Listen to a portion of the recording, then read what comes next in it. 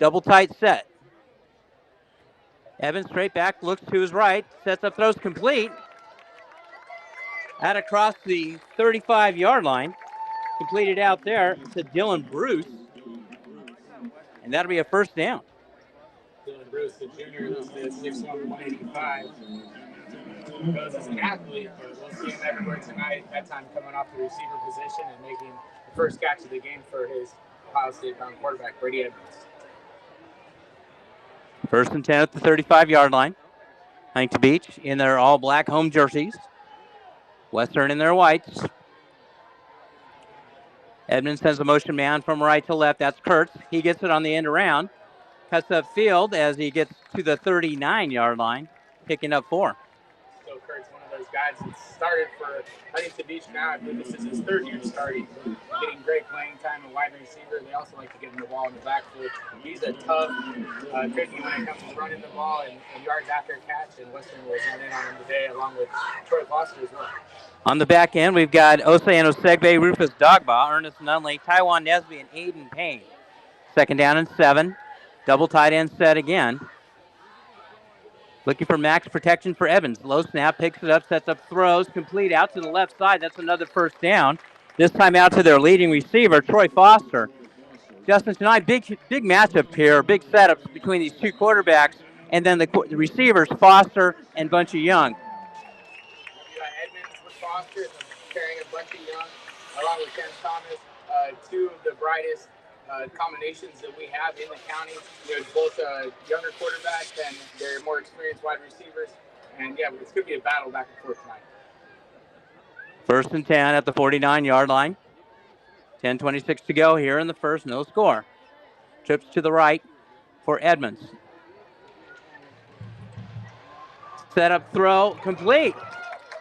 Edmonds, 4 straight pass completions out there, gets to the 38-yard line. First and 10 at the Western 38. If you'll remember last year's playoff game, Huntington Beach was able to run the ball significantly on the Pioneers, but not, tonight they're coming out the gate throwing the ball. Yeah, I wondered what the makeup of the team would be like this year. It looks like Western's going heavy with 5 defensive backs, so they're expecting the pass today. Empty backfield this time. 3 to the right, ball's in the middle of the field. Now they switch out of that. In what should be a run formation here. Handoff, left side. Cuts inside, first down. Down to the 26-yard line. That's their leading running back, Nathan Villanueva, the sophomore. Villanueva was able to find a little crease there coming off the left end. And ends up getting tackled right after picking up the first down by Rufus Dogba. That was their first run of the ball game, and right now, Huntington Beach offense is clicking. First and 10 at the Western 27-yard line. Edmonds, the Ohio State commit, sends trips out to the right side this time. Villanueva in the backfield. He gets it. Stutter step, breaks to the outside. And hitting him first was Oseano Segbe, stopping him for a short gain to the 25. And Ose, really a big body down there and a sure tackler. Someone we're really excited about this season who brings the thunder. That time Ose making the tackle after only a gain of 2 yards. Kind of bummed tonight. We had an interview with Ose lined up, and you guys get to see that next week. Yeah, I think we'll have to get that straightened out here for next time. 2 receivers to the right this time on second down and 8. Now they shift over to trips to actually they have 4 receivers over to the left side, 1 to the right. Double stack, that's just what you get it in and out. Singled up on Foster, going down to the right side, and incomplete. Ernest Nunley in coverage out there. Ernest with 3 interceptions last week was all over Troy Foster on that one. Third down. And that's one of those matchups down there earlier on in his path to college Troy Foster was committed to San Diego State. He's reopened his recruitment, and he's going heads up there against a Cal recruit. 3rd down and 8 from the Pioneer 25-yard line. Pioneers have given up an amazing, almost 70% on 3rd downs have turned into conversions for the opposing team so far this season. 3rd down and 8 to the right side. Motion man comes from right. Now he sets up to the right a little bit. Straight back, Evans starts right, looks left, comes back the other way, and he's pulled down right at the line of scrimmage. Actually, he'll lose one on the play. Give him a sack. Dylan Johnson on the stop there. That's a huge play right there, Ken. Dylan Johnson reaching back as Brady Evans tries to break the pocket, break the line of scrimmage, and take one down for a first down himself. And it's hat on hat. Western had just that one guy to make the tackle, and Dylan Johnson makes the first check, Mike, check. The college-bound quarterback showing that he can play at that level as well. And he's having a chit-chat with the official there, the white hat, on 4th down. 4th down 11. They keep the offense on the field. 2 to the right side. And there's a timeout.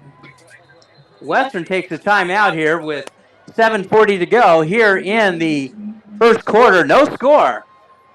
Western and Huntington Beach. And the game of chess begins. Right there, you get to see what they come out in. I believe the play clock was running down a bit too. Who got that timeout? Was that timeout called by Western or Huntington? No, they pointed to Western on that one, which seemed a little odd because you had just prior to that you had the white hat talking it over with Brady Edmonds. Brady wasn't happy about something. I didn't see what happened. Maybe he didn't like the way he got pulled down, but he certainly had something to say to the official, and apparently he kept it polite, so it was good enough. So he didn't get flagged. It did look like he got wrapped up near the top of his shoulder pads, but Brady had lowered his shoulders, and the defensive lineman was reaching back around. So definitely wasn't a horse collar or anything like that there, no face mask. But I think, Brady's one of those guys who's very smart when he plays football, and he's going to pit and pat you. He's almost like a coach on the field is how smart he is at quarterback. Yeah. A lot of experience as well. 4th down and 11. They're on the balls on the left hash mark, the 28-yard line. Villanueva offset to the right as we start this big 4th down here early in the ball game. And you're with the wind blowing slightly in from the west here on the scoreboard side of the field, I can see why they might not want to kick this field goal and give it a shot. So 4 down country. You got to believe they could try to get Western to jump here, but with them coming out of the timeout, Western should be disciplined. 2 to the right, singled up on the right side. Lone set. Okay, back to passes Evans. Sets up, throws into the post, incomplete. And Western will take over on downs. Oh, that's just huge for Western right there. Huntington Beach got the matchup they wanted. He was going for Dylan Bruce, the athlete, spread out all the way to the wide side with a one-on-one matchup against the cornerback. He runs a good, clean post route there, and Brady Edmonds just had one of those rare misses on a throw. Threw low to him, and they didn't have the opportunity to make that reception. Wasn't bad coverage, wasn't good coverage on our end, but the cornerback did his job in the fact that we're back on offense, baby. Chance Thomas brings out Rufus Dogba and Jonathan Hardy. We set up behind him. Receivers are Aiden Payne, Maxwell, Bunchy Young, and Osei and Osegbe. We'll get the line in just a second as trips go out to the left side. Hardy is the setback. High snap, play action fake, and he keeps it. Looks like that was a busted play, and Chance Thomas took a big hit right at the line of scrimmage. It looks like somebody went the wrong way on that one. Yeah, it definitely kind of looks like the running back thought that his fake was off to the right side, and Chance opened up to the left, thus busting that play, ruining the timing of the play. Chance faking the ball to nobody and having to take the ball down himself and make the best out of it, which was only about a yard on first down. RJ Dogbot now sets up his tailback on 2nd down and 9. Back to pass is Thomas. He's in trouble, escapes pressure, rolls out to the right, and he'll pick up a couple there. Thomas last week was not sacked at all, Justin. You think about this. The first game he was sacked 8 times. This game he was last week not sacked once. In talking over with Coach Davidson, some of that is actually on the quarterback. Yeah, very much so. You know, he's making better decisions, taking the ball down, being more decisive when he's going to run and when he's going to throw. You know, Chance does a good job of buying himself time, but that's great in certain situations. Sometimes not so great when you have a good pass rush. Hardy back at setback with him. Set up throws complete out to the right side, and it's going to be short of the first down to Bunchy Young. And that'll set up a 4th down for Western at the, let's call it the 36-yard line. And if you look at it, Huntington Beach right now is trying to play tough on Bunchy Young. That time, Chance had an open guy going deep. Western's keeping the offense on the field on 4th down at their own 36-yard line. Western's converted 70% of their 4th downs this season. We'll see if we actually run it here. 4th down and 3. Good's got the snap. Handoff, and he's going to be short. He handed it to Hardy, and he didn't get it. He needed 3. He got 1.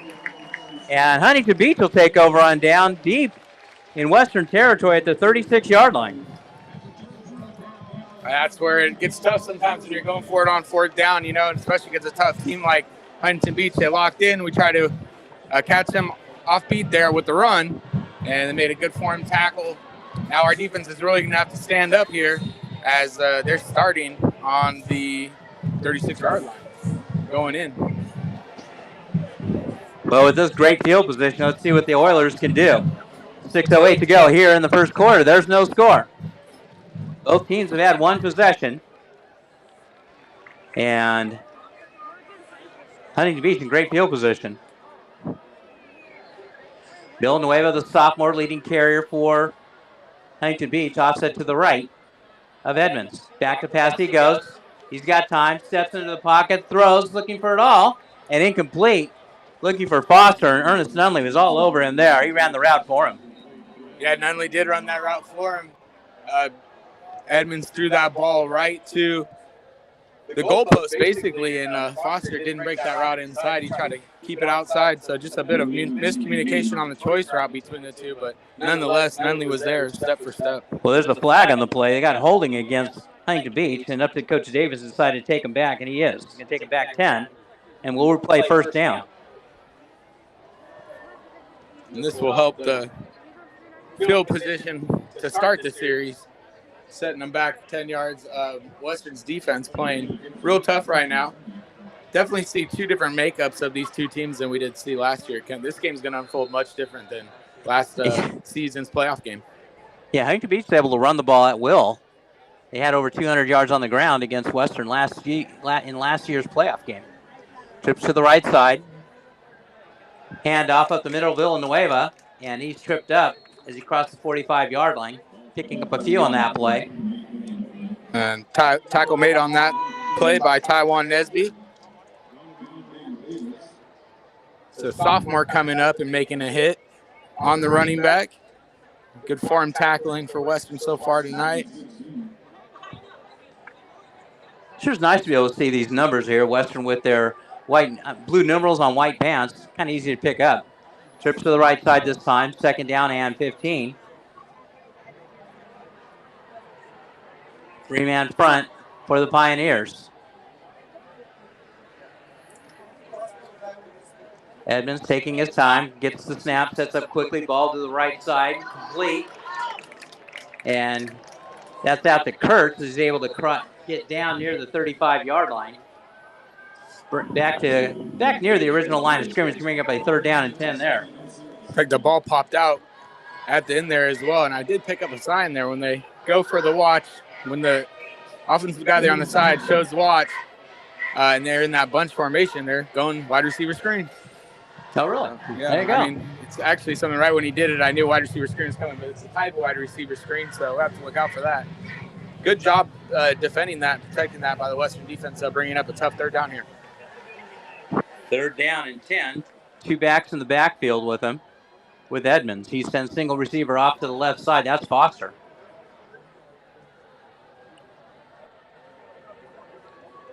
Edmonds. In his shotgun set, back to pass, looking at Foster, sets up throws, complete. Foster's got it, and he's got enough for the 1st down. He's able to stretch out his 6'4" body, covered out there by Nunley, But Foster got him on that one. First down, Huntington Beach.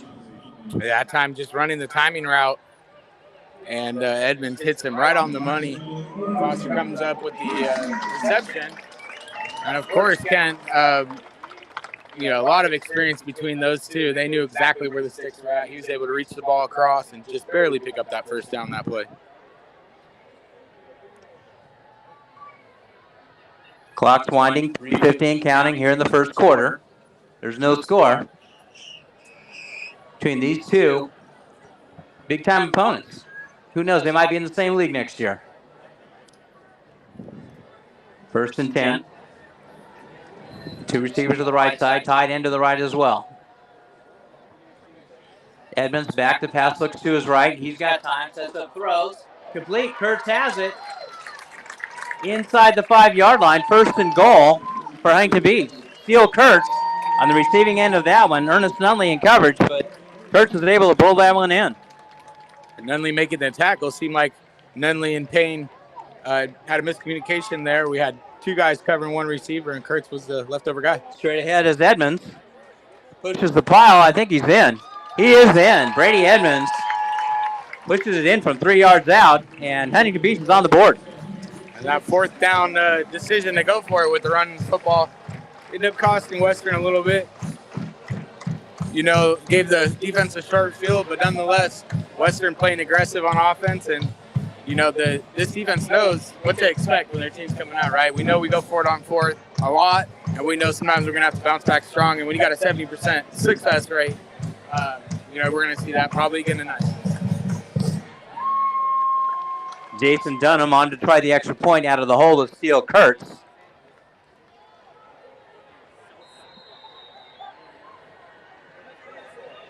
There's the snap. There's the kick. It's up.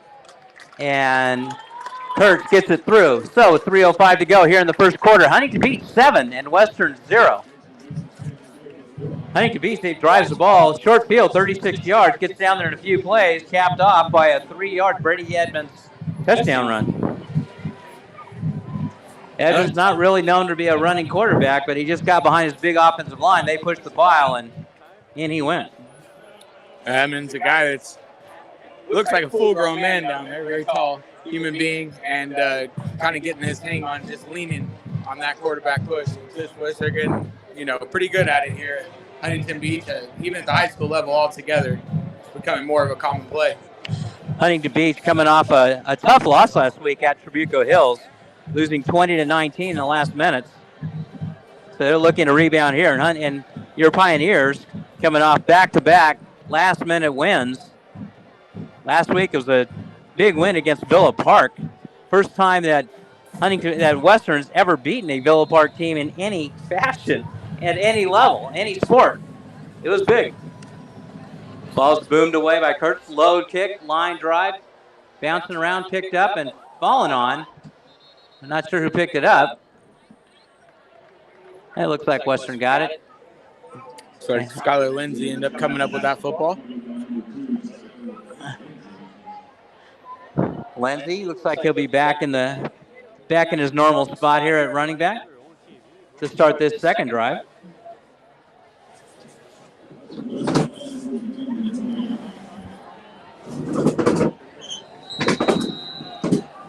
Western has it at 29, first and 10. Lindsay in the backfield.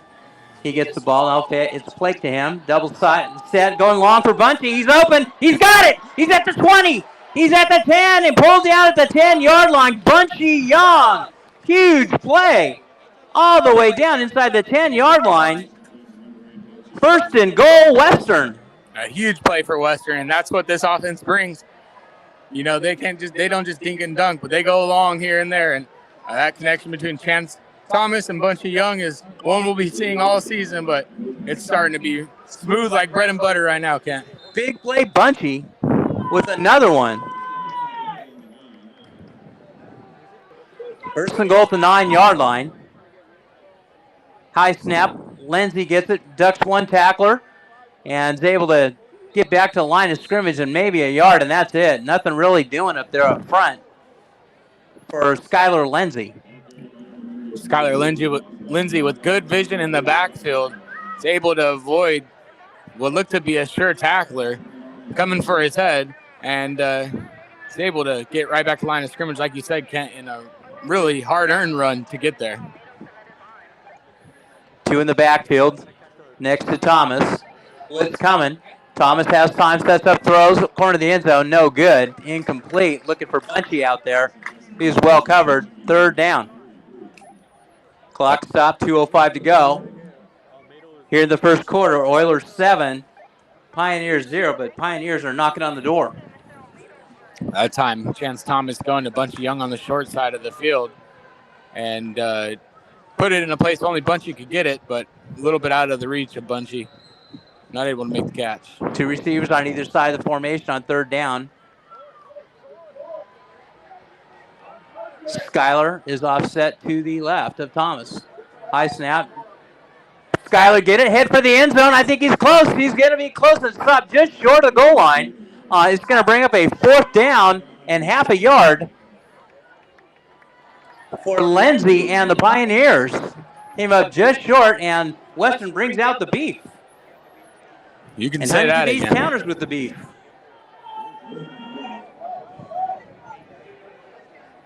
Fourth down and goal from, looks like the spot. I got it at the 2. And Western's going to take their second time out of the half. So with 1:30 to go here in the first quarter, Huntington Beach 7 and Western 0.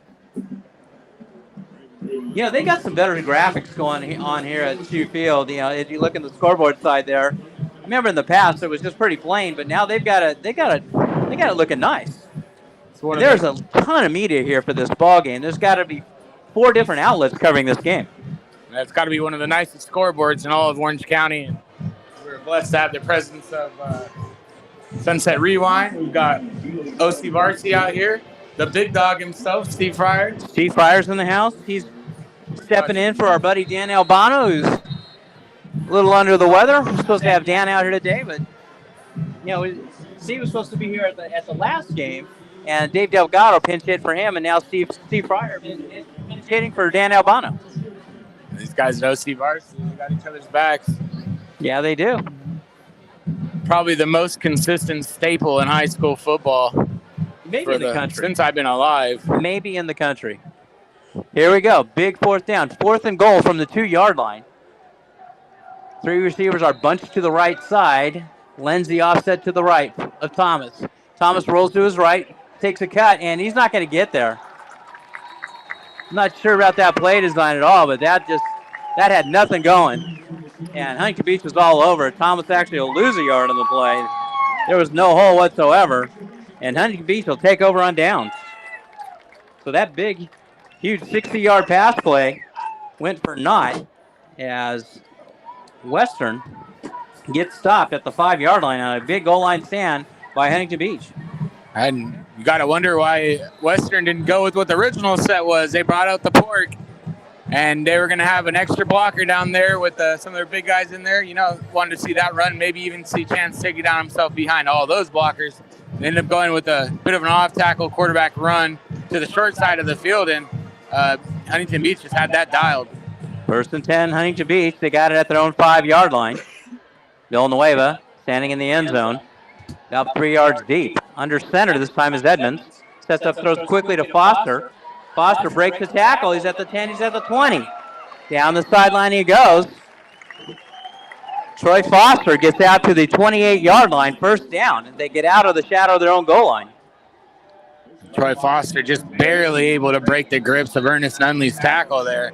Nunley coming up, playing that ball tight, trying to make the tackle at the line of scrimmage, as a great athlete does and a great football player does. And Troy Foster showing his grit and will, is able to slide right out of that and pick up a 1st down for his team, get him out of the end zone. 1st and 10, Huntington Beach. They've got it at the 28-yard line. 1:17 to go here in the first. They lead 7-zip. Trips to the left side this time. The play action fake, sets up, throws incomplete. Edmonds was double clutching out there, and then he looked for Foster and then went in between a couple of receivers. He and Kurtz, 2nd down. Edmonds double clutched smartly as he was originally looking for the wide receiver screen developing off to the left side. Ernest Nunley had jumped that. He was right in the pathway of the quarterback because he dived straight to it at the start of the play. So Edmonds adjusts, tries to throw it to another hot route, and with Western having 5 defensive backs, they still had that covered with 2 guys shelled behind there. Trips to the left side this time. Villanueva offset to the right. Motion man comes from left to right. Villanueva gets it. Hit in the backfield, breaks one tackle, and gets swallowed up right at the line of scrimmage. Guy getting in there quickly was Donovan Davis, but he wasn't able to haul him in, but just slowed him down enough for the rest of the team to not pull him down. Donovan Davis has done a great job playing in the backfield though this season and causing chaos when he gets back there. 3rd down and 9. 2 receivers on either side of the formation. Trying to get Western to jump off sides. We had a couple head bobs, but no call. 3-man front for Western. 3 are coming. Edmonds has time. Sets up throws down left side. And incomplete. Out there in coverage was Nesby. Doing a nice job, and that'll bring up a 4th down in a punting situation. Yeah, we haven't talked about the first-year head coach for Western, Matthew Hatchett, former NFL guy, played the NFL a good 9 years with the Vikings. I think your Dolphins for a little bit too, and maybe the Jaguars. He takes over for Coach Brown, and his first, Coach Brown's been here almost 9 years, and he left the program last year, and Coach Hatchett takes over. Yeah, and big credit there goes to Nesby on that play. Not getting his head around, but still playing the hands and able to make the pass break up on what would have been a sure 1st down. Steele Kurtz standing in his zone 15. Ernest Nunley waiting at the 35 to receive this punt. A little slight breeze, good snap. Kurtz boots it away off to the left side. And diving to pick it up is Nunley, and he fumbles it. And Huntington Beach will take over. You want to see guys being aggressive, but not sure I get that. That was not a Phi Beta Kappa play there. It's tough. Nunley's trying to run into that and get it on the bounce, but when the bounce doesn't go right, he still goes for the football, and he probably should have just let it go there and jumped over it. I mean, it's a very dangerous play there. Did not work out to Western's favor, and that's going to be a lesson learned. I don't think we'll see that happen again this season. Yeah, the Cal commit, Ernest Nunley, you love the aggressiveness of him, but there's a time not to do it, and that was it. Westernwood had great field position inside the 50-yard line, and as it is, Huntington Beach gets another set of downs. Ken, such a different bounce there on that turf than we've been seeing the rest of the year dying on our grass. I'm not sure how much you can take that into account, but it's a quick bang-bang decision. You got to love Nunley's heart to want to go make a play, but like you said, that's one of those. It's just it's way too close. You gotta let that one go. Well, there's a delay of game against Huntington Beach, and Coach Hatchett was looking for him to reset the play clock, but there's no play clock over here. There is no reset. 1st down and 15 for Huntington Beach at the 42-yard line. 13 seconds to go here in the 1st quarter. Motion man comes, that's Kurtz from right to left. Edmonds back, hit as he throws. Ball's up in the air looking for Foster. He's got it. Foster into the end zone for a touchdown. Oh my, he beats Ernest Nunley. And just like that, Huntington Beach puts another 6 on the board. Long bomb, and Edmonds was hit as he throws, and he's winning that duel tonight. Just a good play. That's a one-on-one ball. Foster and Nunley. Nunley a little upset right now. He wasn't able to make a play there. And I think he missed a tackle on the back end too. Didn't really go for the touchdown saving tackle, which I'm sure is going to be a teaching lesson tomorrow in film, because Nunley is a better athlete than that. He always gives amazing effort. That time I think the frustration of the turnover there on special teams and the punt return, and then giving that one up. But you see his teammates dapping him up right now, trying to keep him calm. Football is a bit of an emotional game, and we got to make sure these guys keep their heads on. Just very competitive game, and we could be right back in this very quick. Dunham on to try the extra point. It's up, and it is good. So with 4 seconds to go here in the 1st quarter, Huntington Beach 14 and Western 0. As, again, catching in on a turnover was Huntington Beach. 2 turnovers by Western, and Huntington Beach has cashed them both in. And a big shout out goes, well, we have a break to Coach Kobe, who should be listening in tonight. Decided to listen in rather than making the trip down Golden West. Kent, I hope everybody's able to listen in right now and we're not just talking to each other on the phone. Well, it's on. No, we're definitely getting picked up on YouTube. It's not. We're not. Awesome. We're not out on Mixler yet. Yeah, the Mixler feed apparently is not going out, so we got to double check that. But folks listening at home aren't able to pick it up on Mixler yet.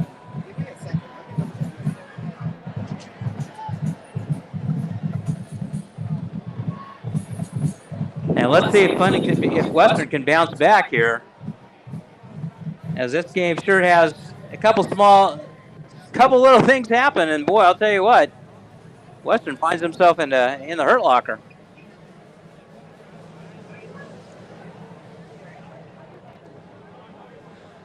One of the cooler nights for football that Western's played in well, the first 2 games at home are certainly a lot warmer at Handel Stadium, where you got that ocean breeze coming in. We're feeling it. Nice, cool breeze, but feels good. Pretty humid, too. Ball's approached and booted away off to the left side. Onside kick, and it goes out of bounds right at midfield. And Western will take over. You know, I'm surprised there wasn't a flag on the play, because Huntington Beach was way offside. They had to be on the left tackler out there, or the left. I don't know, what do you call special teams guy on the far side? Left up back, I believe, the kicking team left guy. The wing. That guy was the yard offside. So as it is, the ball goes out of bounds, and Western has this great field position right at midfield.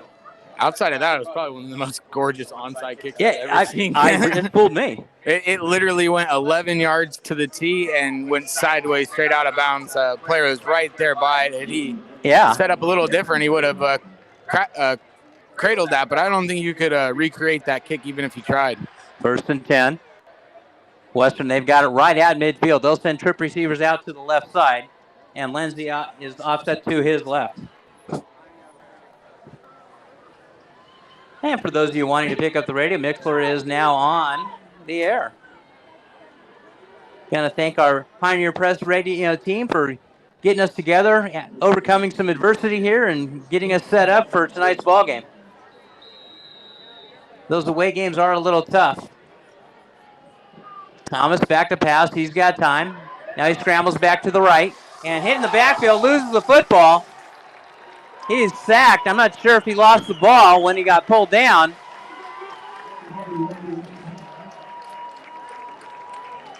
The ball came out, and they're going to say it's a fumble. Sack fumble. And as at the end of the first quarter, the score at the end of 1, Huntington Beach 14 and Western 0. Now it's time for the Western shout-outs. Pioneer shout-outs. Randy Bowser, the Davidson clan, Marcella, Josh, Elise, Lizzie, and Emily. And to our remote sound tech, who also knows my lovely wife, Carmen. These are the Pioneer shout-outs. Boy, Justin, Western is just imploding. Can't do that against a good team like Huntington Beach. Comes into this game ranked 19th in the county. Western 15. But Western's not looking like it tonight. Yeah, that's just on account of holding that ball out as you're trying to break the pocket. Getting sacked from behind. Ball didn't get hit. He just he got hit where he wasn't seeing the hit come from, and that ball popped out. Unfortunately, there wasn't any lineman or anything to jump on it. So Western's defense is really going to have to step up here if they want to keep this Western Pioneers team in this game. Well, the teams flip ends, and Huntington Beach will now be going from right to left.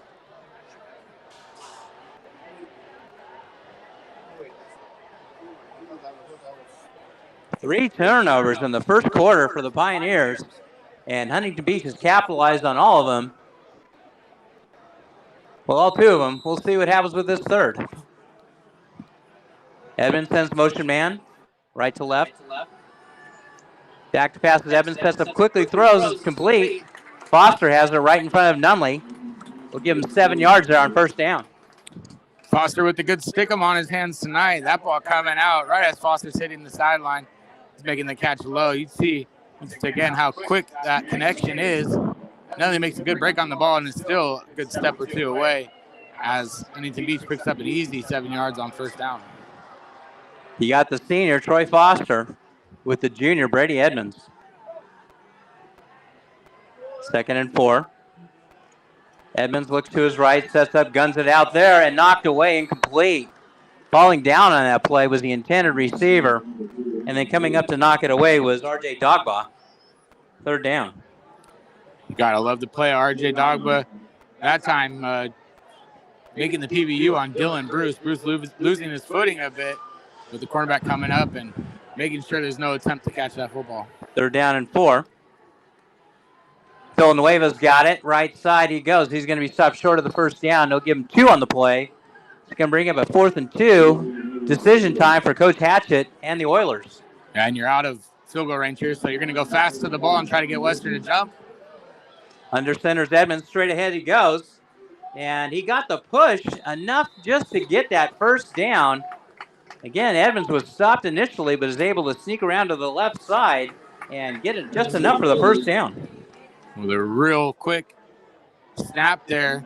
Brady Edmonds trying to catch Western off guard.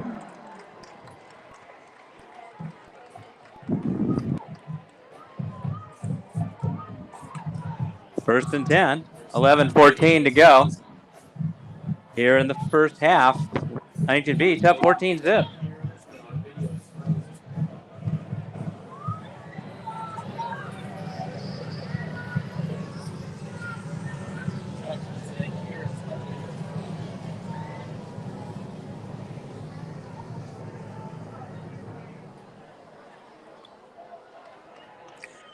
First and 10.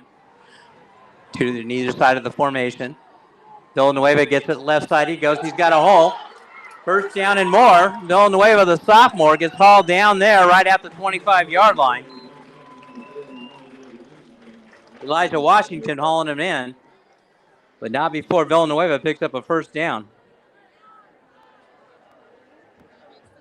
White Hat's talking about something. There's a flag on the play.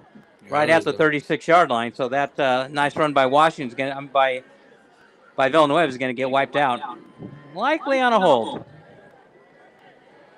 Yeah, Villanueva also is pushing it a little far himself. Almost got a call from one of the refs standing right there as he was drawing back to the Western guy. Western guy not saying much. You just notice it's a big look on that in the NFL this year. No taunting. So you're going to see that come down through all levels. 1st down and looks like about 20. Back at the 49-yard line. Trips out to the right side. Villanueva offset to the right of Edmonds.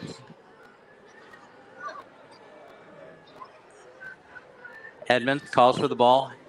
Keeps it himself, right side. He takes a few hits, still going. Brady Edmonds able to push the pile. Tough bit of running there by Brady Edmonds, picking up 4 yards. Hey, Coach Cobley gives us a little feedback. He hears me perfectly, except I sound like I've got a list. I'm working on that.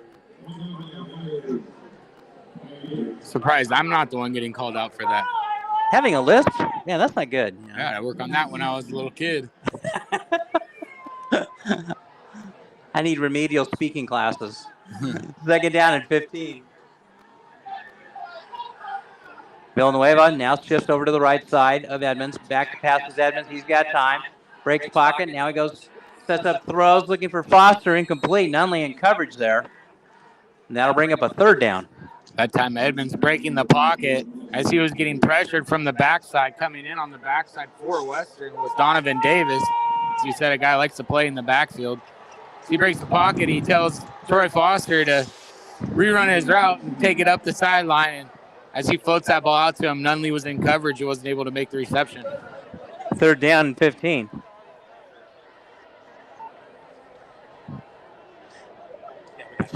Third down and 15 from the 45-yard line.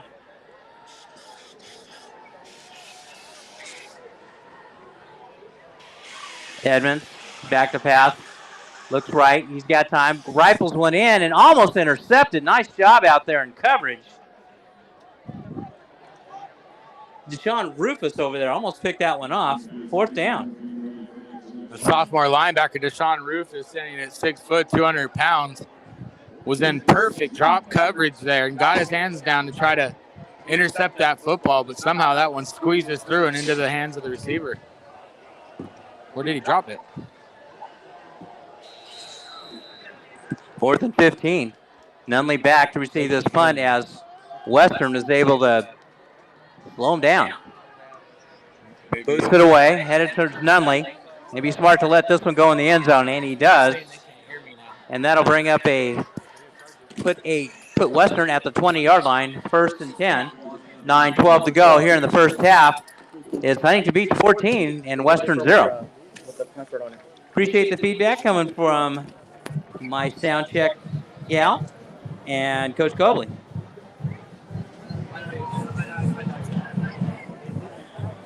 And again, thank you for bearing with us here as had a little bit of technical difficulties here at Shoe Field, but we're working through it. Pioneer Press team is on they're on the case. A whole lot of people. We must have 8 people from Pioneer Press over here with this production. And again, if it wasn't for them, we wouldn't have been coming out. Justin and I were almost headed to the parking lot. 1st and 10 for Western. Thomas sets up quick. Aiden Payne's got it, and he's going to get stopped. He'll lose a yard on the play as Thomas quickly got it out there. You know, there's a difference on the ball that Edmonds throws versus Thomas. Edmonds he's got like a cannon. It comes out quickly, and his arm strength has got to be huge.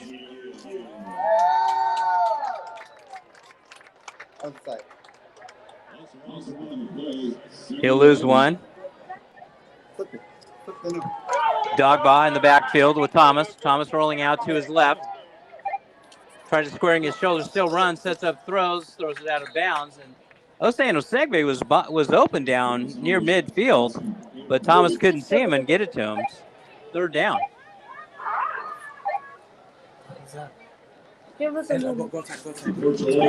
Third down and 11. September 20th, Redneck Live Rodeo fundraiser. So you got to wonder what's going on with Skylar Lindsay. He's not in the ball game tonight. Actually, just check back in. What the hell is that, dude? Lindsay, now he's split off in the slot to the left side.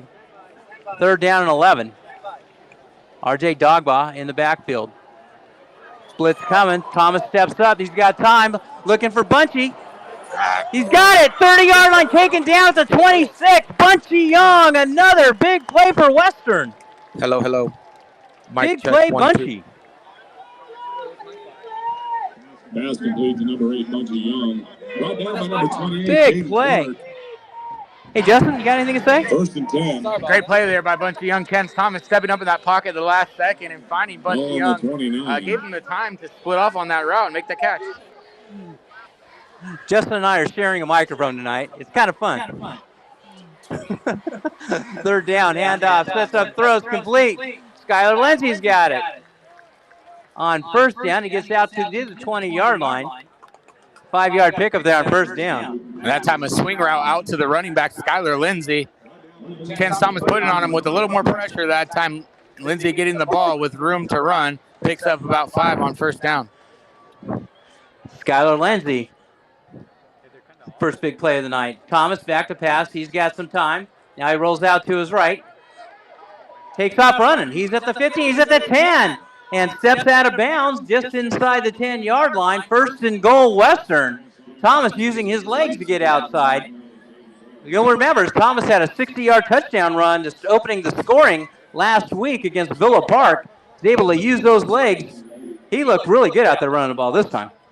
And a great job by Western to hold up, not get any block in the back or anything like that on that play, because Ken Thomas looked like he was going to throw the football, took down the last second because he had the angle on the defender. Nobody containing the outside there, and smartly is able to pick up every last yard before going out of bounds. Okay, 1st and goal. Ball's at the 8-yard line. 2 receivers to the left side, 2 to the right. Dogba back with him, sets up, throws over the middle, in and out of the hands of Aiden Payne. He hit him, was able to get one hand on it, and goes incomplete, 2nd down.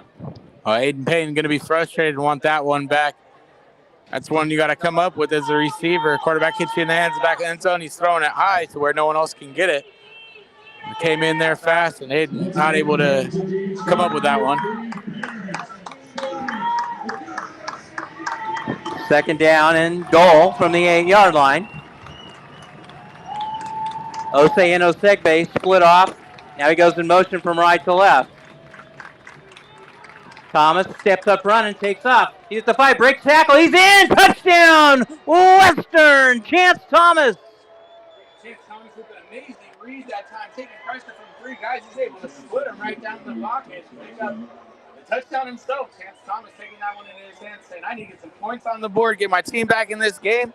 And voila, just like that, Western has put some points on the board. The goose egg is off, and go and see if we could take care of this extra point here and bring it to just a 7-point game, Kent. Rafael Rodriguez, after coming back from injury last week, he's on to try the extra point. He was a perfect 4 for 4 last in his first game against the Legion. This out of the hold of Chance Thomas. There's a snap. It's up. And that kick is good. So with 6:52 to go here in the first half, Huntington Beach 14 and Western 7. That's a little bit more like it. Again, set up by that big pass play by Bunchy Young. Yeah, that play, that whole series right there was a Chance Thomas MVP type series. That first time stepping up into the pocket under pressure, the blitz coming. He gets that ball last second right at the line of scrimmage, and boom, Bunchy Young comes up with a huge catch 50 yards down the field. Next thing you know, Skylar Lindsay gets a quick swing pass, and then it's all Chance Thomas from there into the end zone. As far as 2 runs go, down to the 8 and then into the end zone. And Chance Thomas is seeing something new here, has picked up where they're coming from blitz-wise and has figured out how he can beat that a bit with his own legs. Yeah, 2 quarterbacks, not really known to be running quarterbacks, both with touchdowns tonight. So our big kick specialist, Antonio Hernandez, taking the ball from left to right, booms this one away. It's returnable, taken at the 10, right side to 15, he's at the 20, and tripped up right as he crossed the 25-yard line. And that looked like Elijah Washington on the stop on special teams. Elijah Washington have a showing out tonight, making some big plays, and Ken, love the love for football from this Western team. We've had a really tough game tonight so far. A lot of time on the field for the defense. These guys are still clapping it up, making hard hits on special teams, going back to defense. Gotta love the effort here, supreme team effort from the Western Pioneers tonight. And starting to feel the momentum. The defense is feeling the momentum a bit. I think it's time for a turnover. I think it's time for an interception. I think it's time for something good to happen. Well, Ernest Nunley has 3 of them on the season. 1st and 10, Western. 2 receivers off to the left side this time. Villanueva in the backfield with him. Motion man comes from right to left. All the way across the formation. Villanueva gets it. No, play action fake. Throws up. Foster's got it on the 3. And tries to hurdle a man. Doesn't get there. And he's taken down right at the 34-yard line, picking up 7 on the play. That's a tackle on that play made by Bryce Bias, another sophomore standing at 5'10", 180 pounds, putting on weight during the season there, and making a big hit there. Bryce coming up from the freshman team last season. In for the injured Jacob Taylor. 2nd down and 3. Handoff, Villanueva. And he's able to knife his way across close to the first down. I think he's got it. Nick Villanueva. A lot of younger underclassmen out here playing tonight. Remember, both quarterbacks are juniors. That time the tackle made by Donovan Davis on the backside defensive end is able to hold that side down and make the tackle on the running back. But the running back was able to pick up the yard that he needed or so for the first down. 1st and 10. Huntington Beach. 5:49 to go here in the first half. 14-7. Oilers lead. Two tight ends in the set. Edmonds back to pass. He looks to his left. Sets up, throws, and incomplete. Boy, Ernest Nunley in coverage out there. Tight coverage on Steele Kurtz. Almost like he had a bit of his jersey on that one. Ernest Nunley's out here selling blankets tonight. Great job by Nunley. Ken, what separates, a good corner from a great corner is plays just like that. Nunley with the tight, sticking to him coverage, just like the worst blanket you could ever have, right? And you mean not the security blanket? Exactly. And then as he throws the ball out there, Nunley doesn't even like flinch at like trying to make a hit or anything. When a receiver falls to the ground, he just lets it be. There's no way for him to get a penalty. He's just blanketing him in coverage. It's frustrating a receiver. 2nd and 10. Western showing blitz. Handoff. Villanueva hit the backfield. Dylan Johnson was the first guy there, and he's able to break away. And Villanueva, the sophomore, is able to pick up 4 yards there on 1st down. I mean, on 2nd down. It's like John Hardy coming in there to help on that tackle, and Aiden Luna as well. Western, with these guys, John, Aiden, Davis, these cornerbacks, I got to say, in my time being around Western, this is the best I've seen Western gang tackle as a defense. Big 3rd down here. Western's got 5 men on the line of scrimmage, and there's a timeout here as Huntington Beach bangs. Western takes their final timeout. I believe that's the final timeout. Yep, that was their final timeout of the first half. So with 5 minutes to go in the first half, it's Huntington Beach 14 and Western 7. This is one of those situations. You got 3rd down coming up. It's a crucial 3rd down here as the ball's still in Huntington Beach's side of the field. And Dan Davidson said, let me call a timeout. Let me call my last timeout. Give this defense an opportunity to see what we think they might come out with here and how we want to defend this. Maybe get a different call.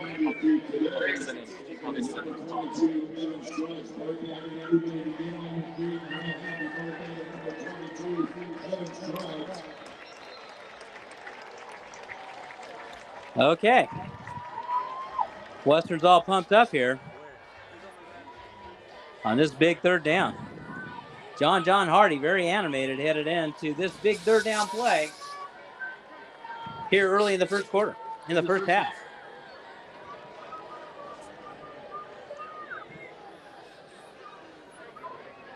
Two receivers out to the right. A late arrival shows up to make it trips right. Villanueva offset to the right of Edmonds. Straight back is Edmonds. Looks to his right, being chased. Looking deep and wide open. Got it. Headed for end zone touchdown. Boy, he walks in. Blown coverage out there by Western. Not sure who had that one, but Ernest Lenny was kind of late getting there. Yeah, an easy touchdown for Huntington Beach. That's 3 on 3. But there's a flag on the play. Back at the 39-yard line. Let's check this one out. Laundry on the field. I was going to say, the pressure was coming. He was real clean at quarterback, possibly at a hold there on the back end. Not sure, though, Kent. And the white hat walks over to the middle of the field. Dead ball foul, unsportsmanlike conduct against Huntington Beach.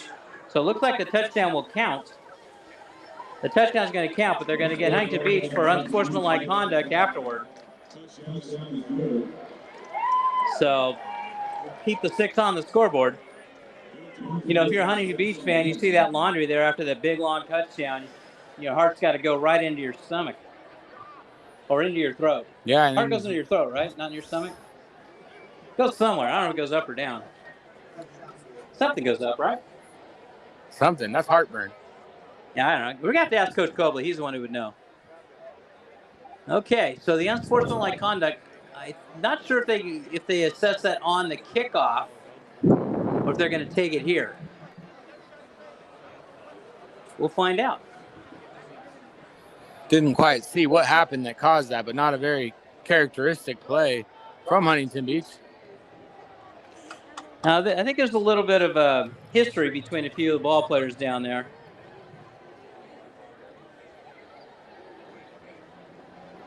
But we'll see.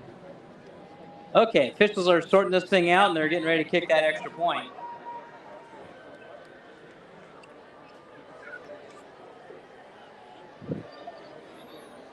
Okay, the official just said we're going to go ahead and assess this at the kickoff.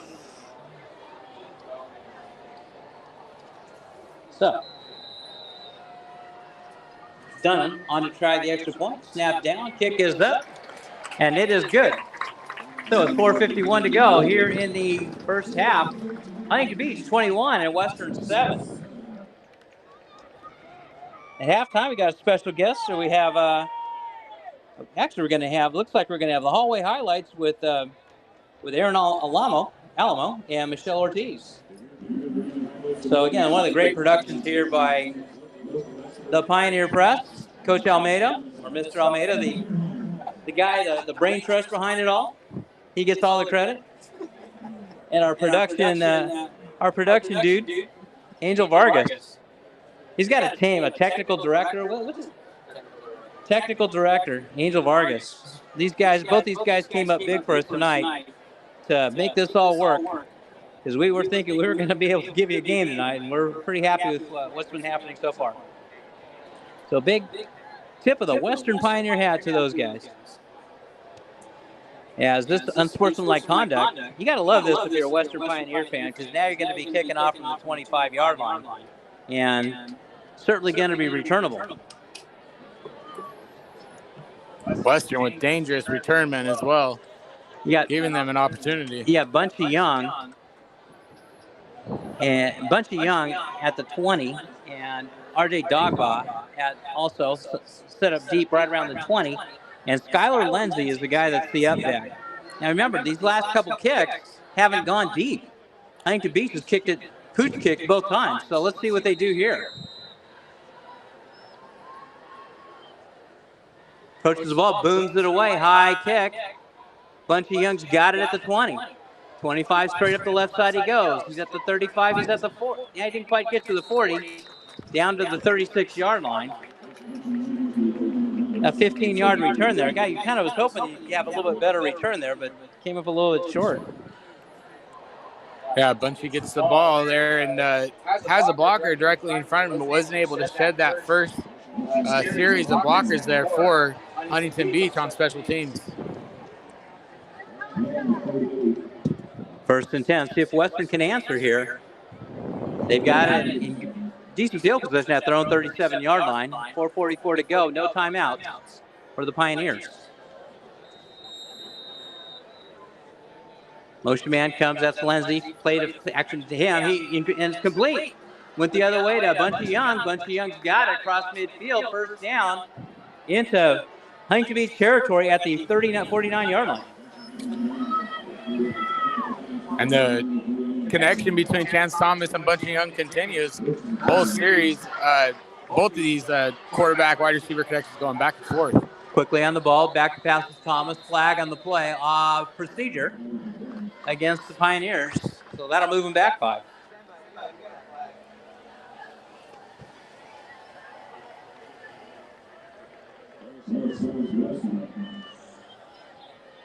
And that'll move it back to the Western 46-yard line. First down and 15 now. Aiden Payne, Osei and Osegbe out wide to the right. Lindsay out with Bunchy to the left. Thomas rolling to his right, flag on the play. And he steps out of bounds as he crosses midfield. That flag is in the backfield, usually where holding is.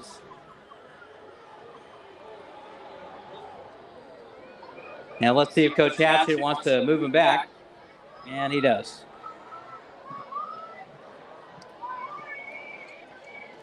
So unlike years past, it used to be a spot foul, that 10-yard penalty. So like where the flag was, they'd mark off the 10 yards from there. Now they're marking it back from the line of scrimmage. So it's not nearly as bad.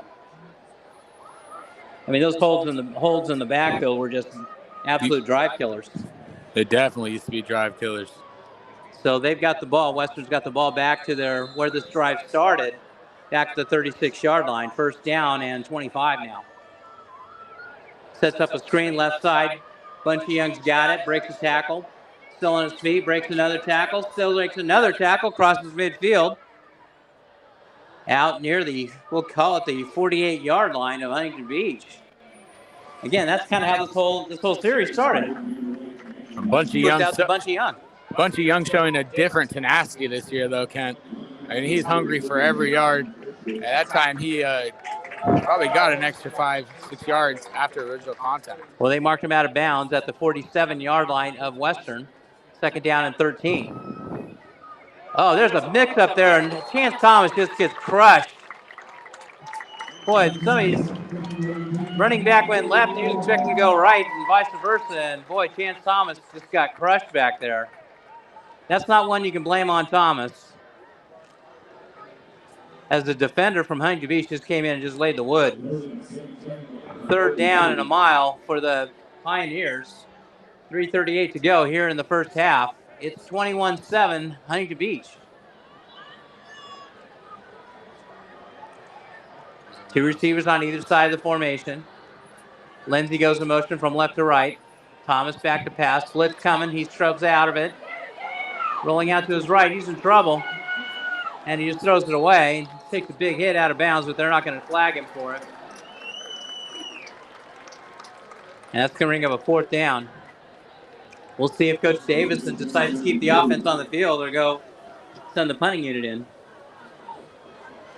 And here comes... Actually, that's not Nguyen. There's a new punter back there. Jose Flores. First time we've seen him back there in punt formation. Jose Flores standing at his own 28-yard line. Huntington Beach shows pressure. Here they come. Bad snap. Or actually, good snap. Is able to leave it on the carpet. And boy, I'll tell you what. The wheels are coming off for the Pioneers. As Flores able to jump on it back at the 29-yard line. But Huntington Beach in great field position. With 3:15 to go. Here in the first half. They've got it 1st and 10 at the Western 29-yard line. I think Flores stunned himself a bit there under the bright lights. The first varsity snap. That time seemed that Huntington Beach had dialed up a blitz up the center. And as that ball was snapped, Flores started coming towards that ball like he needed to get to it quicker and get it off. But you got to wait for that ball to come to you as a punter and then take your steps before you kick, or else it ruins the whole timing and rhythm of the whole play. And, Kent, super unfortunate for this defense having to come back out on a short field. Especially when you've got this kind of a quarterback at the helm. 1st and 10. Edmonds with Villanueva offset to his left. Villanueva keeps it, throws, looking for Foster. Incomplete, flag on the play. As they're going to get Ernest Nunley getting there a little bit too soon, it seems. Funny, you got the official on the backside calling it, but the official in front of the play didn't see anything wrong. Nunley definitely got a tug on that backside of that jersey. It was one of those slick ones, but the backside referee was right in vision of it. Nunley probably doesn't, that call probably doesn't happen on the next level, but high school level, they're making that call.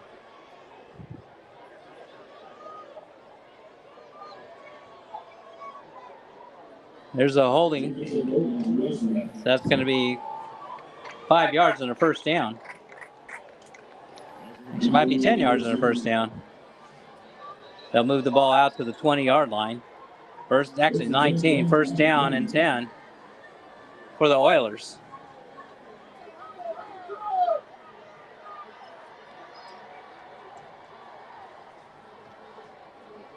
Officials talking things over with Western. Maybe has to, I'm not sure what they're talking about, but anyway, here we go. Trips out to the left side this time.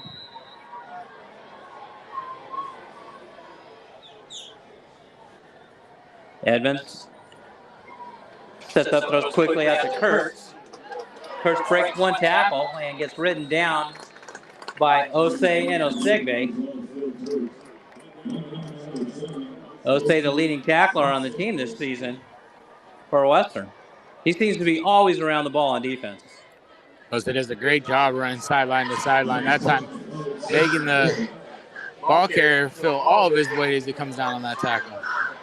2 receivers on either side of the formation on 2nd down and 4. Villanueva takes the handoff, breaks one tackle, breaks Hardy, keeps on his feet, driving for the end zone. He stopped short at the 2. 1st and goal. Villanueva took a hit. There comes a late flag. After the play, we'll see what that's about. That's Rufus Dogba coming up with the final tackle. And Huntington Beach will go into their heavy formation, calling out the big boys here. Well, we got to check out this flag.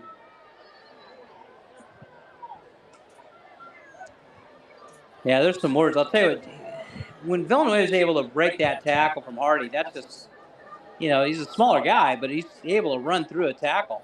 So there's a face mask after the play. So that's going to make it a 1st and goal from the 1. 2:24 to go here in the half. Impressed with the way Villanueva has been carrying the ball. Edmonds is under center. Heavy set, double tight ends.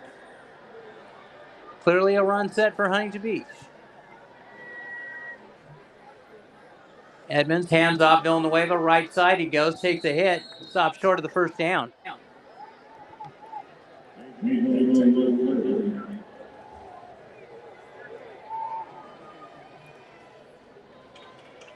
And the shiftier folks come back into the ball game on 2nd down. Clock winding, minute 45 to go. Huntington Beach in no hurry. They don't want to leave any time on the clock for Western. Edmonds in a shotgun set this time.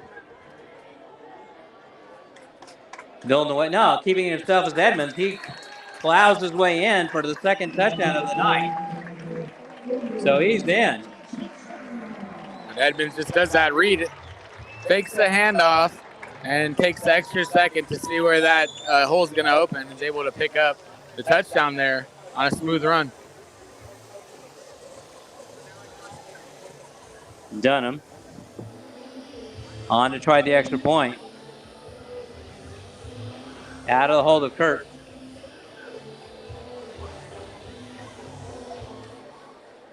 But Western special teams has been less than special tonight, as turnovers have led to all 4 touchdowns for Huntington Beach. There's a snap, kick is up, and it is blocked. So the score will remain 27-7 with 1:28 to go. Let's see what Western can do when they get their hands on the ball. And it's really, right now, being a 20-point spread in this game is not super reflective of how competitive these two teams are. Definitely the turnovers have been a big deal this game. And, I think that first time we didn't make it on 4th down, that really hurt us as well, Kent. Kind of momentum slower. And this Huntington Beach team is a more beatable team than last year was. Definitely had a more powerful running game last year, and we matched up better.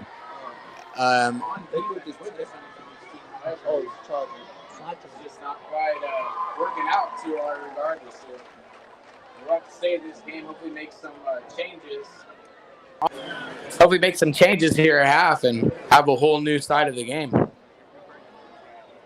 before we get to that, this we'll is a gut check left time. to go. Definitely gut check time for the Pioneers.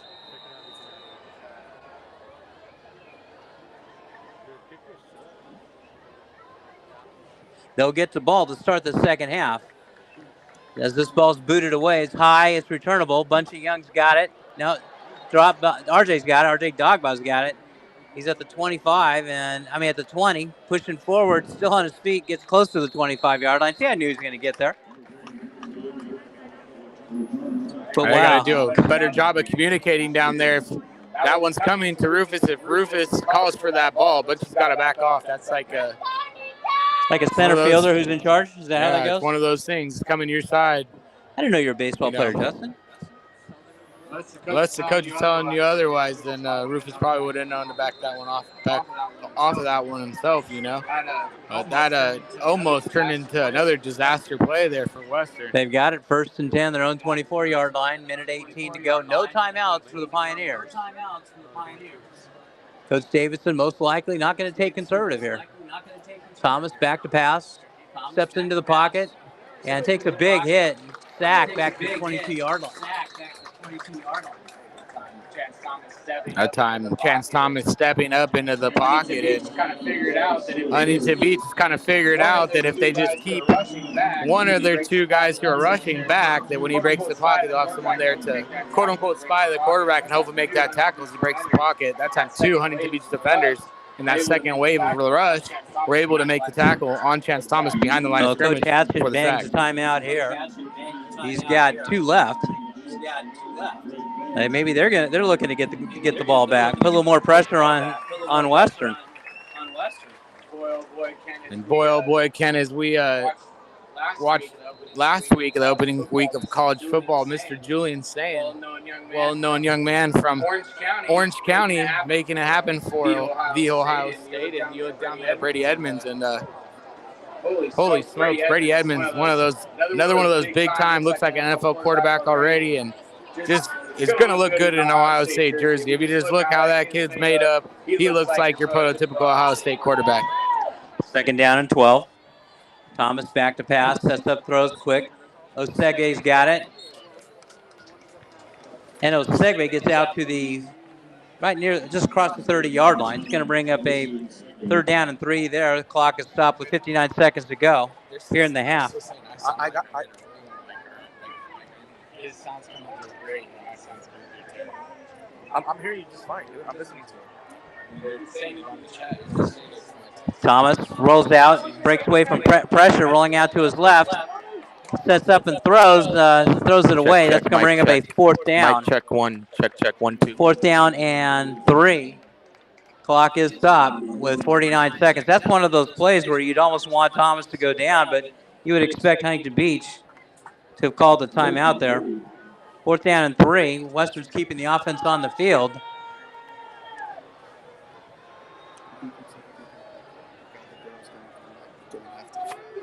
You got to expect them to try to draw him off sides here first. Thomas, oh, he takes the ball. Back to pass, sets up, throws, incomplete, looking for Lindsay. And boy, Huntington Beach going to take over on down. Number 2 is Skylar Lindsay, broken up by number 10. At the Western 32-yard line. The Riverboat Gambler, Dan Davidson, going for it here, and holy moly. Huntington Beach in great field position again.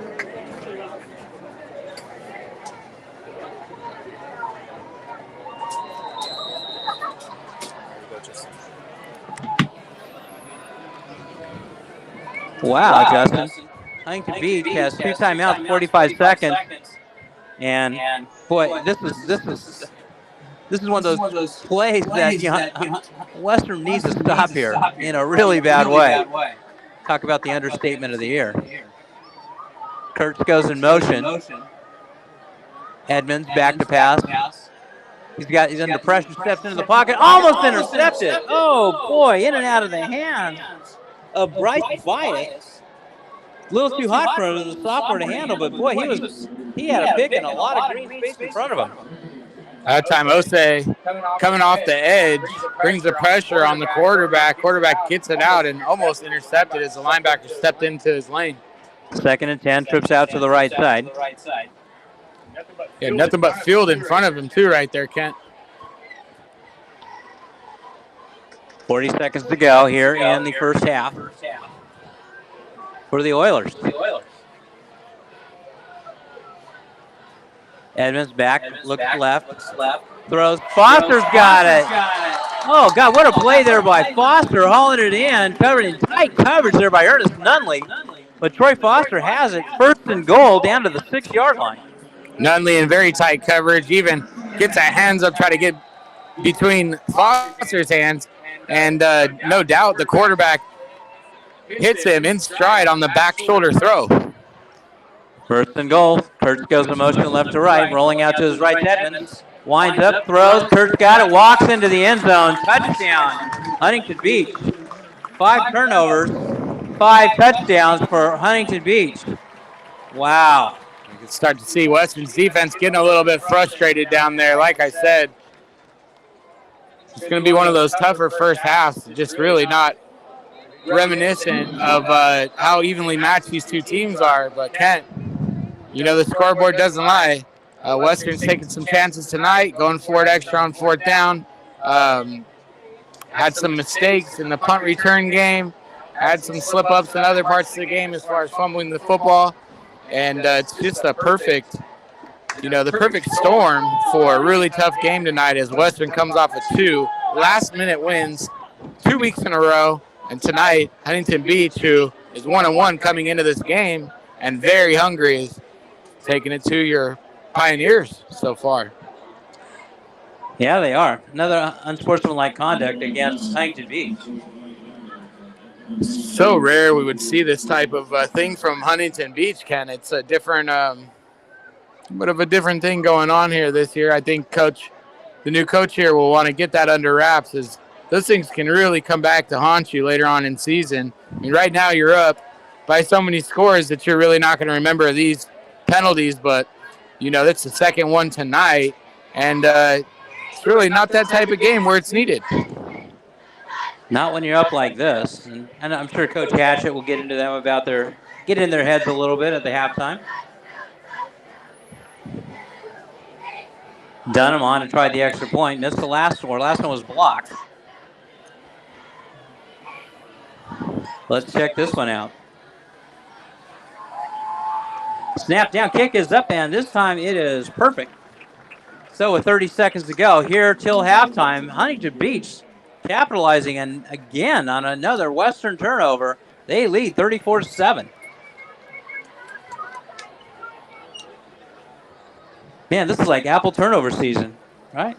I mean, they're looking, Ken, Western is looking to get back in at half and regroup, right? This is one of those ones where you want to just get back in with your players at halftime and tell them, let's go play the second half at 0-0. Hopefully come at it fresh, because This first half has just turned out to be about as bad as it can get when it comes to the scoreboard for Western. I mean, right now you're trying to, it was a really good team. You try to keep them playing together, continue to play as a team, face this adversity, and do it with composure.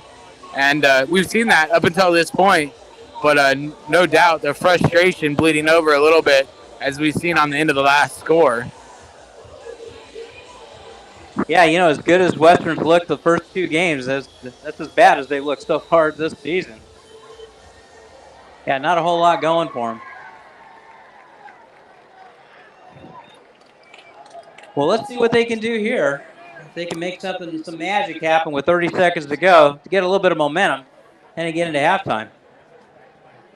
Ball's booted away, line drive kick, headed for RJ. He's got it, drops it, picked up at the 15-yard line, 20, 25, 30-yard line, and still on his feet, gets spilled right at the 33. And with 21 seconds to go, we'll see what Western can do.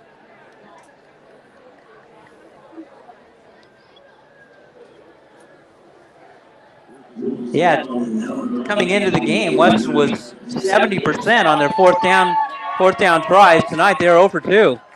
And both of those have turned into touchdowns for Huntington Beach. It's happened deep in their own end. And a big shout out tonight goes out to a special listener out there listening. Bruce Bible texting in, letting us know we sound good tonight too. Didn't quite expect Bruce to be on there listening, but always catching some high school football. Coach Bible. We'll get a little bit more about him in a second. Chance Thomas back to pass, sets up throws, incomplete, intended for Bunchy Young.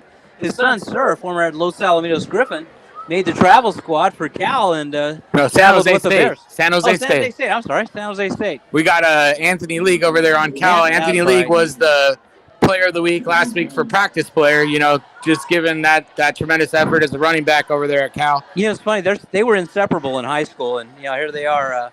Thought they'd still be in the same spot. They're not too far away from each other, but no doubt we're going to have to have Ernest Nunley get a warm, bit of love from Anthony League as he goes over to Cal next year. 2nd and 10. Thomas hands off Lindsey, left side. A little bit of room and still on his feet. Pushes the pile. That's the longest run of the night for Skylar Lindsey. Gets to the 45-yard line. 8 seconds to go. The clock will stop while they reset it. We'll be lucky to get a playoff here unless you are right on the ball, because the official will mark the clock, will wind the clock as soon as they spot it. And he does.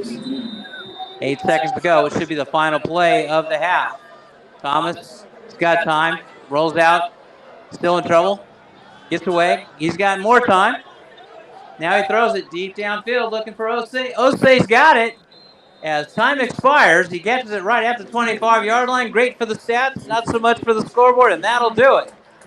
Halftime here at Shoe Field. The score, Huntington Beach 34 and Western 7. Justin, little recap from you. A tough first half there. Played a very tight game to the start. As they were up 7-0, we went for it on 4th down in our own side of the field and didn't get it. They were able to, command a touchdown off of that. And then from there, some mistakes that hurt us, mainly a fumble by Chance Thomas, couple turnover on downs, and, the fumble there on that punt recovery puts the ball right back in their hands. So this defense has been playing on, our side of the field all night and protected short fields, which is very tough. And just hasn't worked out to our best of our ability tonight as far as, the way that this game has flowed and gone down. And Kent, you got to hope for a whole different type of energy there in the second half, not from the players, but as far as the game goes, you're hoping that you don't have as many turnovers, right, that you limit these things and we're able to clean up the game and come out in the second half. We like to win the second half. So right now it looks like it's a bit out of hand. Both these teams do look closer in competition than the scoreboard would show, but it is a 4-touchdown game. With that, we're going to send this to Aaron Alamo and Michelle Ortiz for the hallway highlights at Western.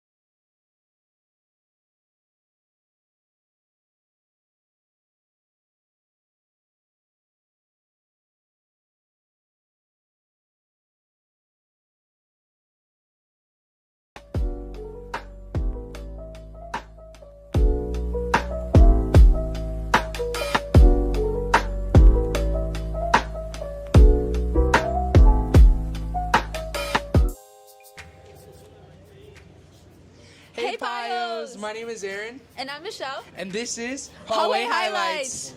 Are you guys interested in going to Italy and Greece? Well, make sure you guys sign up to come during spring break. It's going to be a week of fun, 10 days, full of surprises and getting to see some beautiful, rich culture that everybody wants to see. Yeah, for sure. I feel like that'll be a very fun side quest for you guys' spring break. But yeah, anyways, so have you guys heard that the new Starbucks fall drinks are out? Dude, yes I have. And honestly, I have been participating. The pumpkin chai, girl, you know how to get it. That hits the spot for sure. Also, can we talk about how the weather doesn't match that the fall drinks are out? Because why is it 88 degrees and it keeps getting hotter as the week goes on? It's been hitting 90s and that's kind of crazy. That's really evil, So- especially for it being fall. Yeah, so make sure you guys hydrate. We don't want you guys fainting on us. Anyways, dude, have you heard that Taylor and Travis got engaged? Dude, you're lying. No. Oh my God. Now, do you have any emotions, feelings about that? I'm so excited. I'm excited to see what the wedding's gonna look like. I'm excited to see how it's gonna change and like what Taylor's gonna be doing for her next project, since I also heard that's coming out. Yup. And I'm so excited as well. I feel so happy for her. She's finally dating the guy on the football team. Aww. And along with football, we also have a home game next Friday.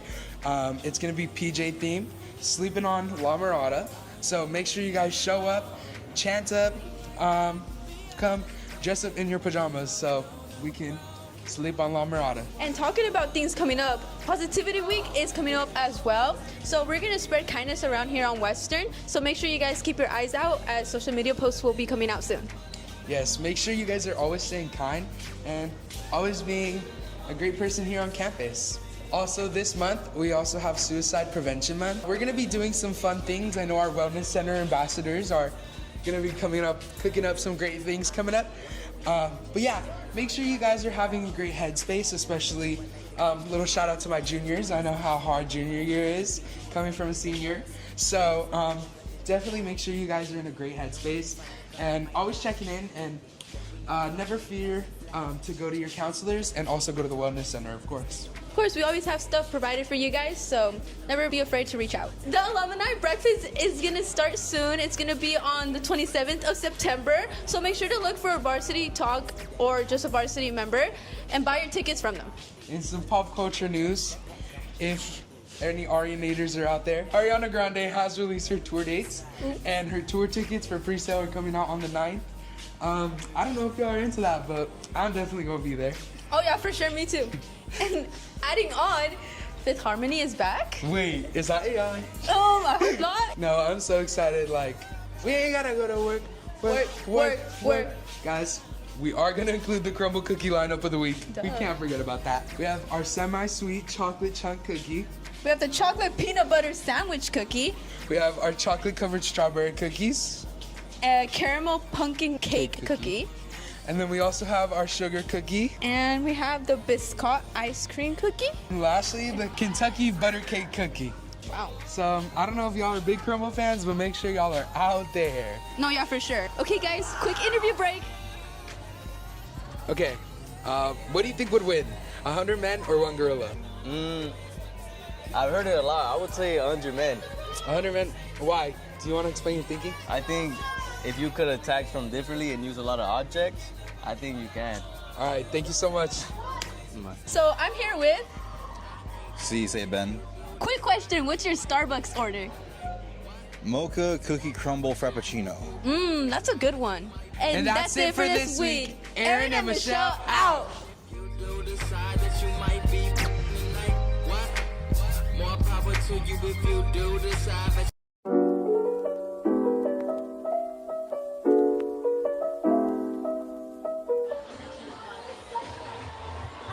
And those were the hallway highlights from the Western Pioneers. We're joined now by the Sunset Rewind co-host Kevin Dole. Coach, so great to see you. How you doing? Yeah, great. Thanks for having me on tonight, Kent. I appreciate it.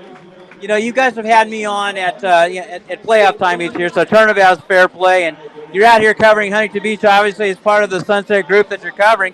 Talk about some of those teams that you're covering. We're covering Marina, Fountain Valley, Huntington Beach, CDM, Newport Harbor, Edison, and Los Alamitos, obviously. All 7 great schools, great communities, the parents, the fans, the players, the coaches. They treat us so well. It's so much fun to do it. But, not only do you get to see those 7 quality schools play, you get to see a lot of other quality football in Southern California. And I can't tell you how much fun it is, Ken. Well, you guys start off, right around the summer. You're definitely over at the Edison passing tournament. I think I saw you at a couple other ones as well. You got your studio stuff going around the early. Talk about, some of the transition, the changes you guys have made so far this season. So basically the summer stuff is just kind of introducing, people out there to some of the players and coaches that are, of the Sunset Rewind teams. And then when we transition into the season, we'll usually do 2 shows a week. One will be the recap where Mo breaks down film. He's the best in the business. He does like a highlight show. And then we go to this Sunset Rewind fan zone where we just have like news that's going on in local high school stuff, football and Sunset Rewind teams, and maybe talk about some Sunset Rewind alumni who are playing college football, and just maybe a little pop culture too. And then we obviously pick the next week's games and kind of have a little friendly competition going there, and basically just a show to get the fans involved. We welcome comments and we like interaction from the fans. It's just a lot of fun, and it's a way to promote high school football in Southern California. I noticed you got the hair going here. What's this all about? I mean, you look like a rock star now. Thank you. There's a story behind that. Mo and I, at the start of last season, we just kind of were messing around. We said, hey, let's not cut our hair until, somebody says something. And we both kind of let the hair grow, and I don't know, probably halfway through, somebody said something in the comments. So Mo, of course, went and cut his hair, and I said, you know what? I'm just going to see where this goes. It's a good look on you. It's like, wow, Coach Stoll here, man. He's looking like a rock star. I'm trying to figure out who it is. I'm sure your former player over there will figure it out here shortly. But who is it? Who's the rock star you look like? When my hair was more spiky, I got Kevin Noodles Wasserman from the Offspring guitars. Okay. Because he has kind of like the glasses I do, but with it a little longer. Yeah, that's a good one. I'm not quite sure who I resemble in the rock and roll world now. Okay, we can't do the Revenge of the Nerds guys. We're not gonna do that.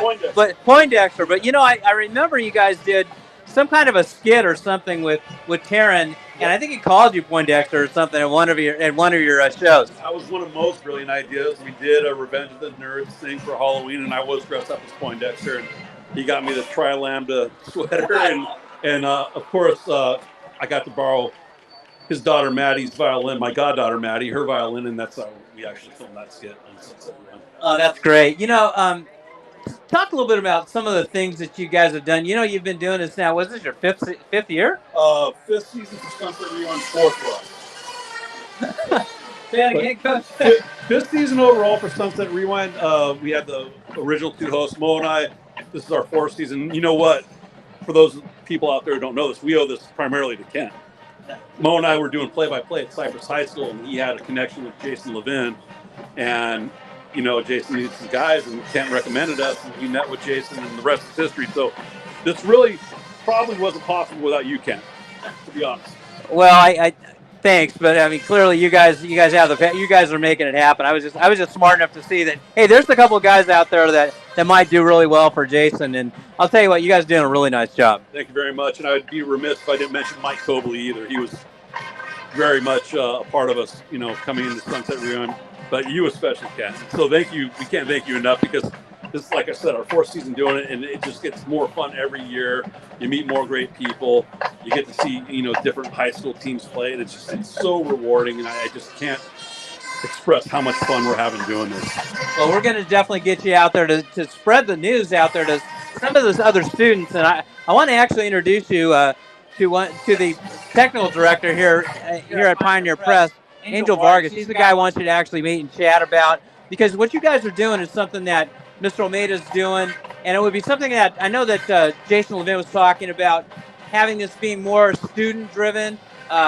You know, guys like you and I are out here kind of having fun doing it, but the students are actually getting some really great experience. I know you've got some interns right now over at Sunset Rewind. Yeah, we have some students working for us at Los Alamitos and Edison doing sideline reporting. But yeah, we encourage anybody, you know, go to sunsetrewind.com. Internships, you know, we really want to grow this, and we want it to be student-centered. It's all about the kids. You know, you and I, and we all already went to high school. This is about a great experience for the kids, and, you know, they do something they love. You know, they'll never work a day in their life, and maybe they, you know, parlay this into a career. You know, they go to college and study broadcast journalism or journalism. If we can, you know, help them with that, we're more than happy to. And obviously, their experience in high school, if they need, you know, us to write them letters of recommendation for college and whatnot, we're more than happy to do that. But yeah, this is totally want this to be student-driven. All right, well, Coach, thank you so much for joining me, and we'll see you down the road again, hopefully at playoff time. Absolutely, Ken. Thank you so much again. Always a pleasure to see you. Everything's going well for your brother. Take care. Kevin Dulles, co-host at Sunset Rewind. We'll turn this over to Justin here, and Justin will bring us home in just a second. I don't know where I'm bringing us, but I'm bringing us somewhere, Kent. Somewhere closer to this 34-7 score we're looking at on this Jumbotron tonight. Huntington Beach has been perfect weather tonight. They traveled tremendously here on the home side. And on the far side, Western, some people still stuck in traffic. This is a great team this year. If you did decide to stay home and listen to us and catch it on YouTube, we do appreciate it and thank you. Obviously, if any of you guys would like to get shout-outs in here to any family members out listening, you can go ahead and drop that for us in the chat. And we're hoping to have a real good second half here as we count down with just 2 minutes left to go before the end of halftime. Both teams should be entering the field back very soon here as Huntington Beach's band is playing. And we have a ton of media members moving through here tonight, in and out of this press box. Hey, Justin, I'm back. Looks like Kent's back. You know, this has been really an adventure. You know, I got to set this up for the folks at home and kind of wondering what's wrong with those guys. Those guys sure are goofy tonight. Well, we're actually been. This is like the combination of Twitter boxes and our typical commentary. Yeah, because we're on the phone like we would be on Twitter boxes afterwards.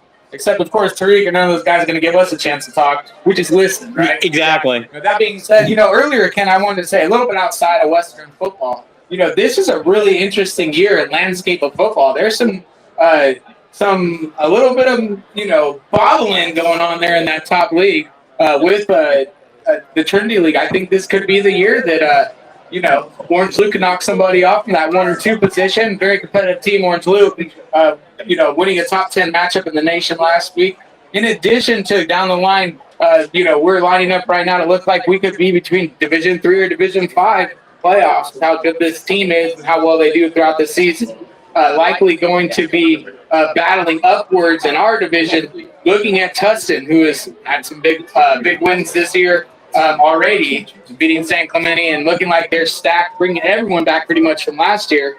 That looks to be what our start game is going to be for this season. And in other news, just as we mentioned, Coach Bruce Bible earlier today, I got to give a big shout out to some of our guys we know well at Sierra Canyon. It looks like Sierra Canyon is finally going to break that precipice point, that precipice point that Corona Centennial has broke and other teams have broken in the past, to really get into that top 4 Division I type of teams and could make a press up to the championship. And so as we go down level to level, division to division, we do see some shakeups in different teams in different divisions.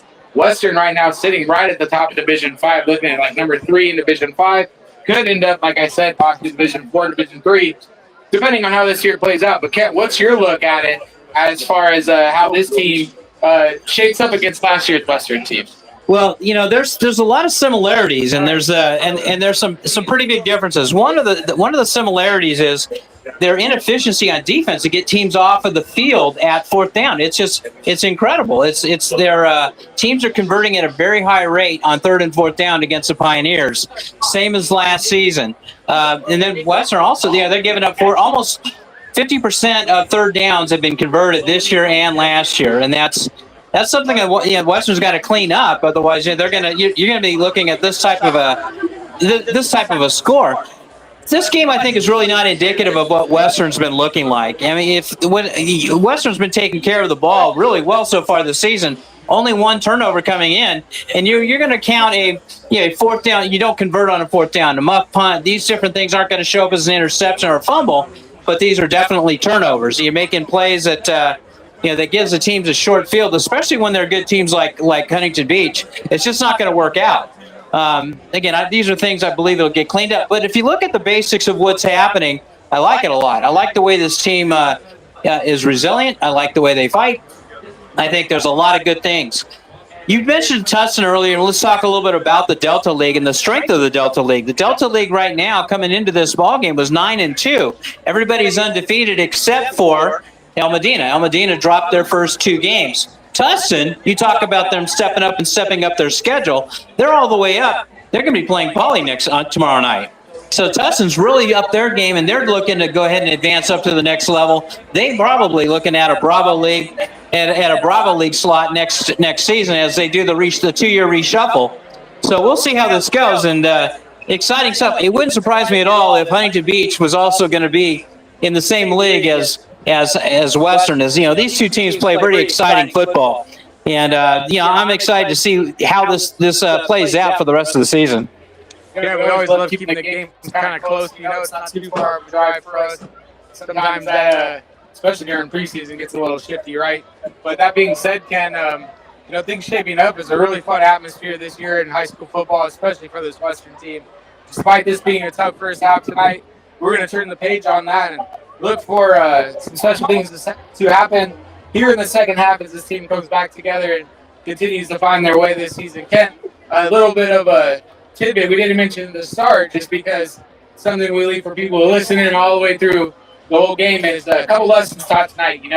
There's certain rules and established within this program and in every great program about players having sicknesses, missing time, coming in late from training, not having a great attitude in class, not getting their work done. It could be any of these things, all with corresponding, significance to your time on the field. And, we don't name any names here, but Western did play a series or two without some of their key components tonight.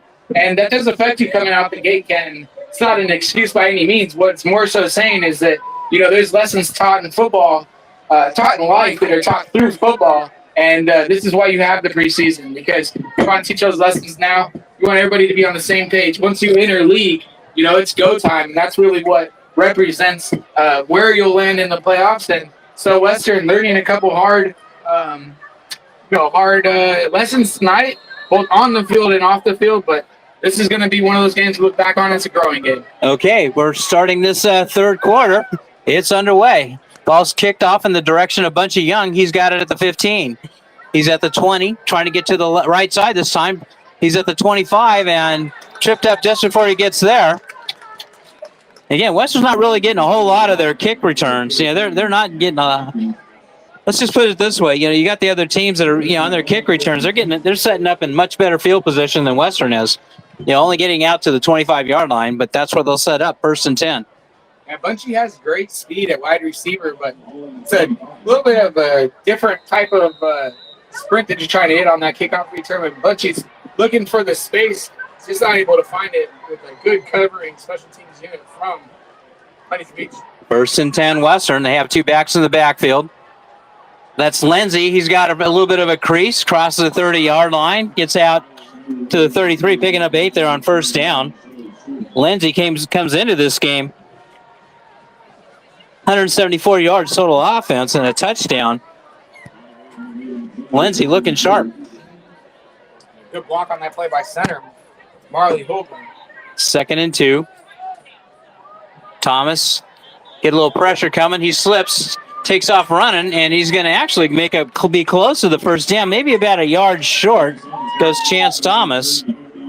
I think this turf is getting a little slick. There's a dew point here at Huntington Beach where you're starting to see people slip out there, and this is the first game on artificial surface for the Pioneers. They practice on it, but they play on turf, on regular grass.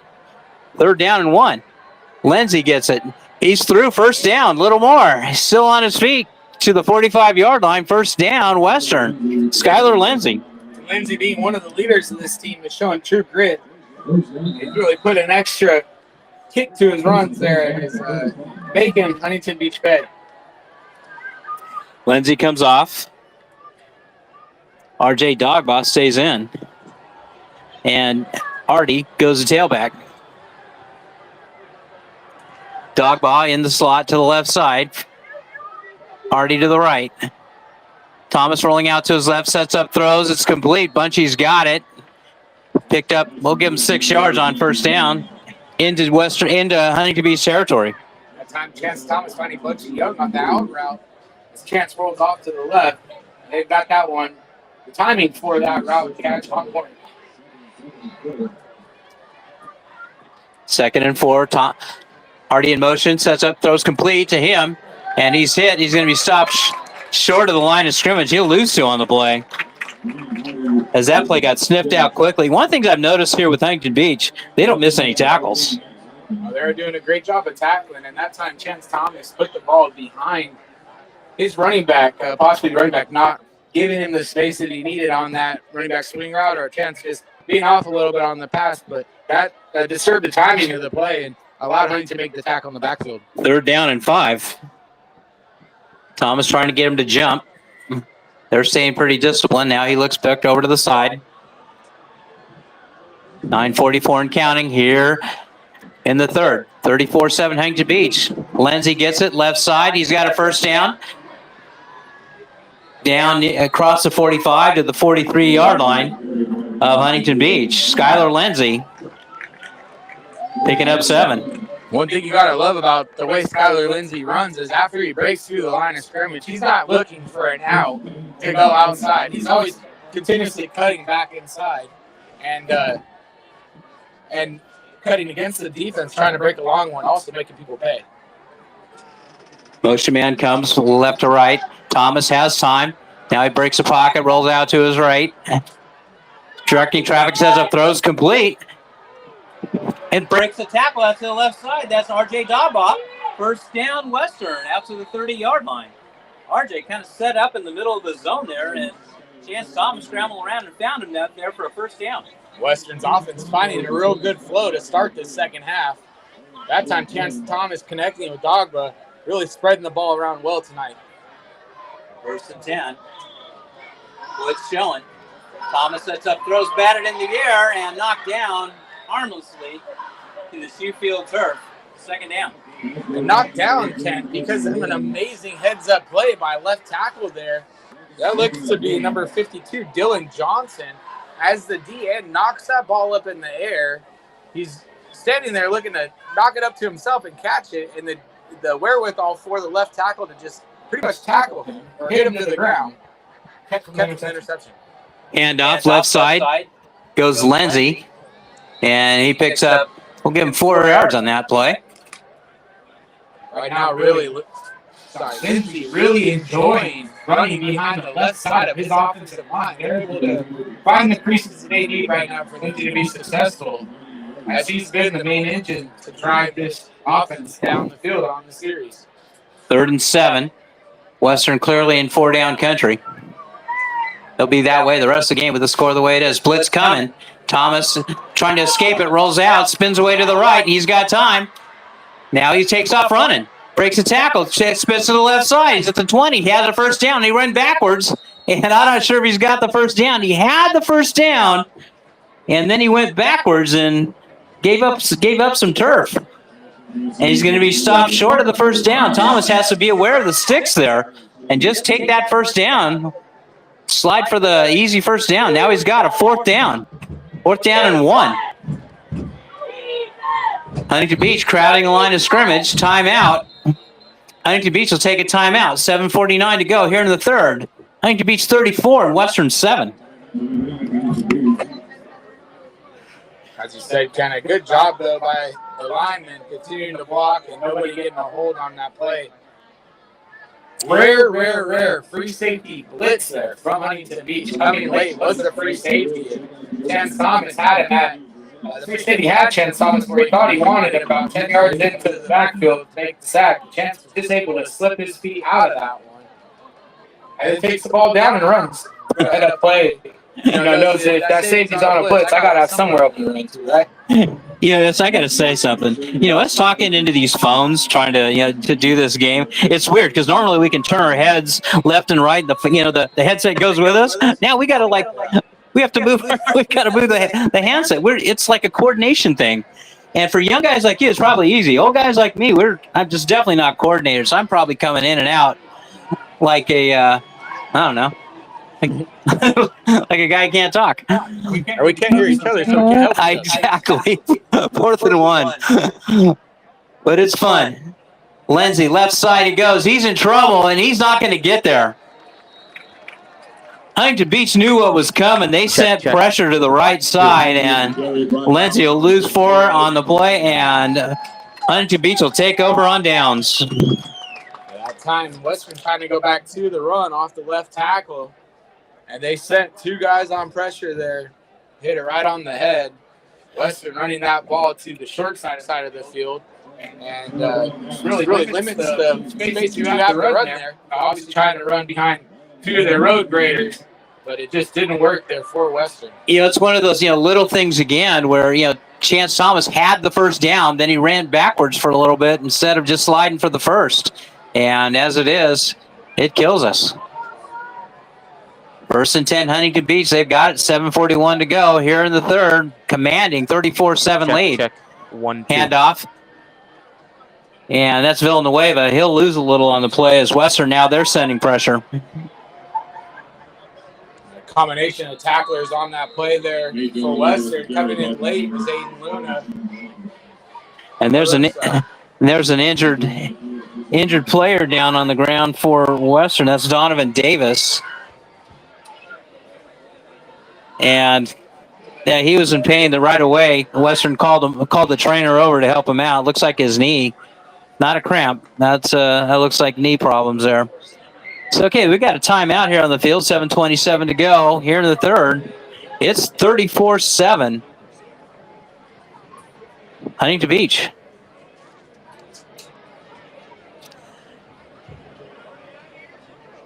That's the strength and conditioning coach coming down there and getting his guy up. And looks like it's just a bit of a cramp. Well, the Huntington Beach JVs won yesterday, 37-0 in Coach Vic Baltazar's debut as a head coach. So you got to give hats off to Vic with his first win. And Huntington Beach JVs at 37 with that win go to 3-0 in the season. That's the first time the underclass team has done well for the Pioneers in some time. Okay, 2nd down and 13. Ball's at the 25 of Huntington Beach, moving from right to left as the dew is really coming down here.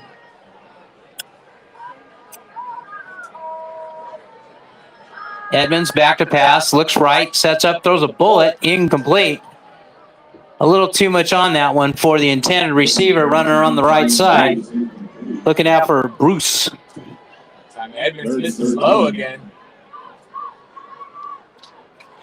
Definitely puts the fire on that football and gets it in there, but he's missed low twice on that route. Check, Mike. Check, Mike. Check 3. That's going to bring up a third down. The white hats seem to show a little. Looks like he's upset at something with the line judge. The officials are about ready to throw blows here. Third down and 13. Western with 4 men up front. See if they bring anyone. They'll just send 4. Edmonds straight back. Hit as he throws. And caught one-handed out there by Foster. And what a play by Foster. And there goes a flag in late. Man. Foster gets the first down with a pulls in a one-hander there.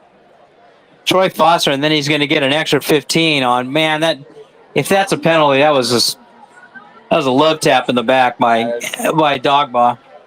Most definitely a love tap in the back, and Foster was trying to tightrope that line and steps out last minute as Dog was coming in full speed. I mean, he didn't even take him off of his feet. No, he just bumped him a little bit. Now, and Foster didn't even sell a flop or anything. Exactly. I think that's just he goes, what was that? Come on, referee. He's probably thought one of his teammates patted him on the butt.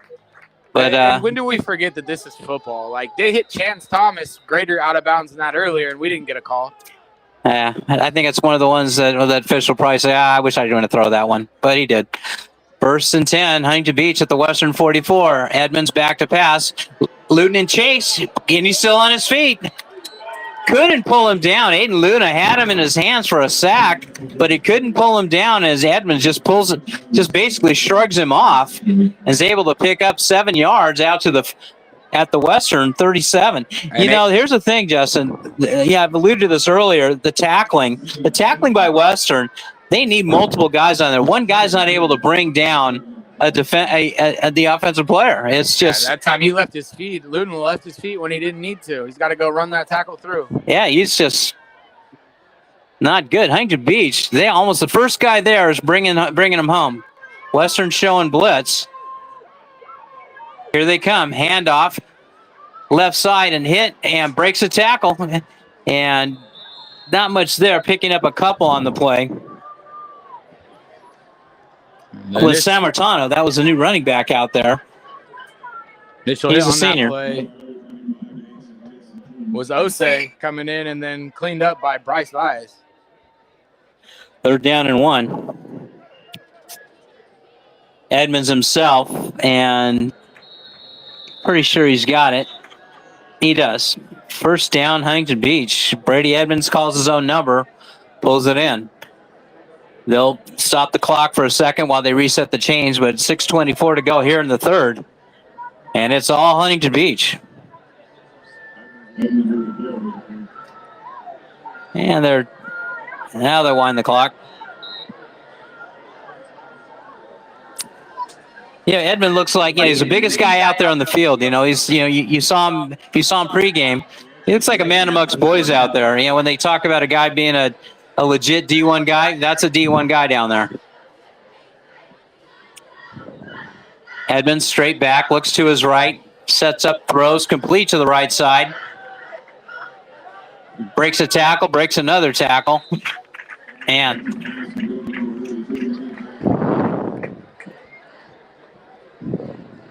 Villanueva on the receiving end of that one. Picks up 6 on the play. And they're right back on the football. Yeah, they are.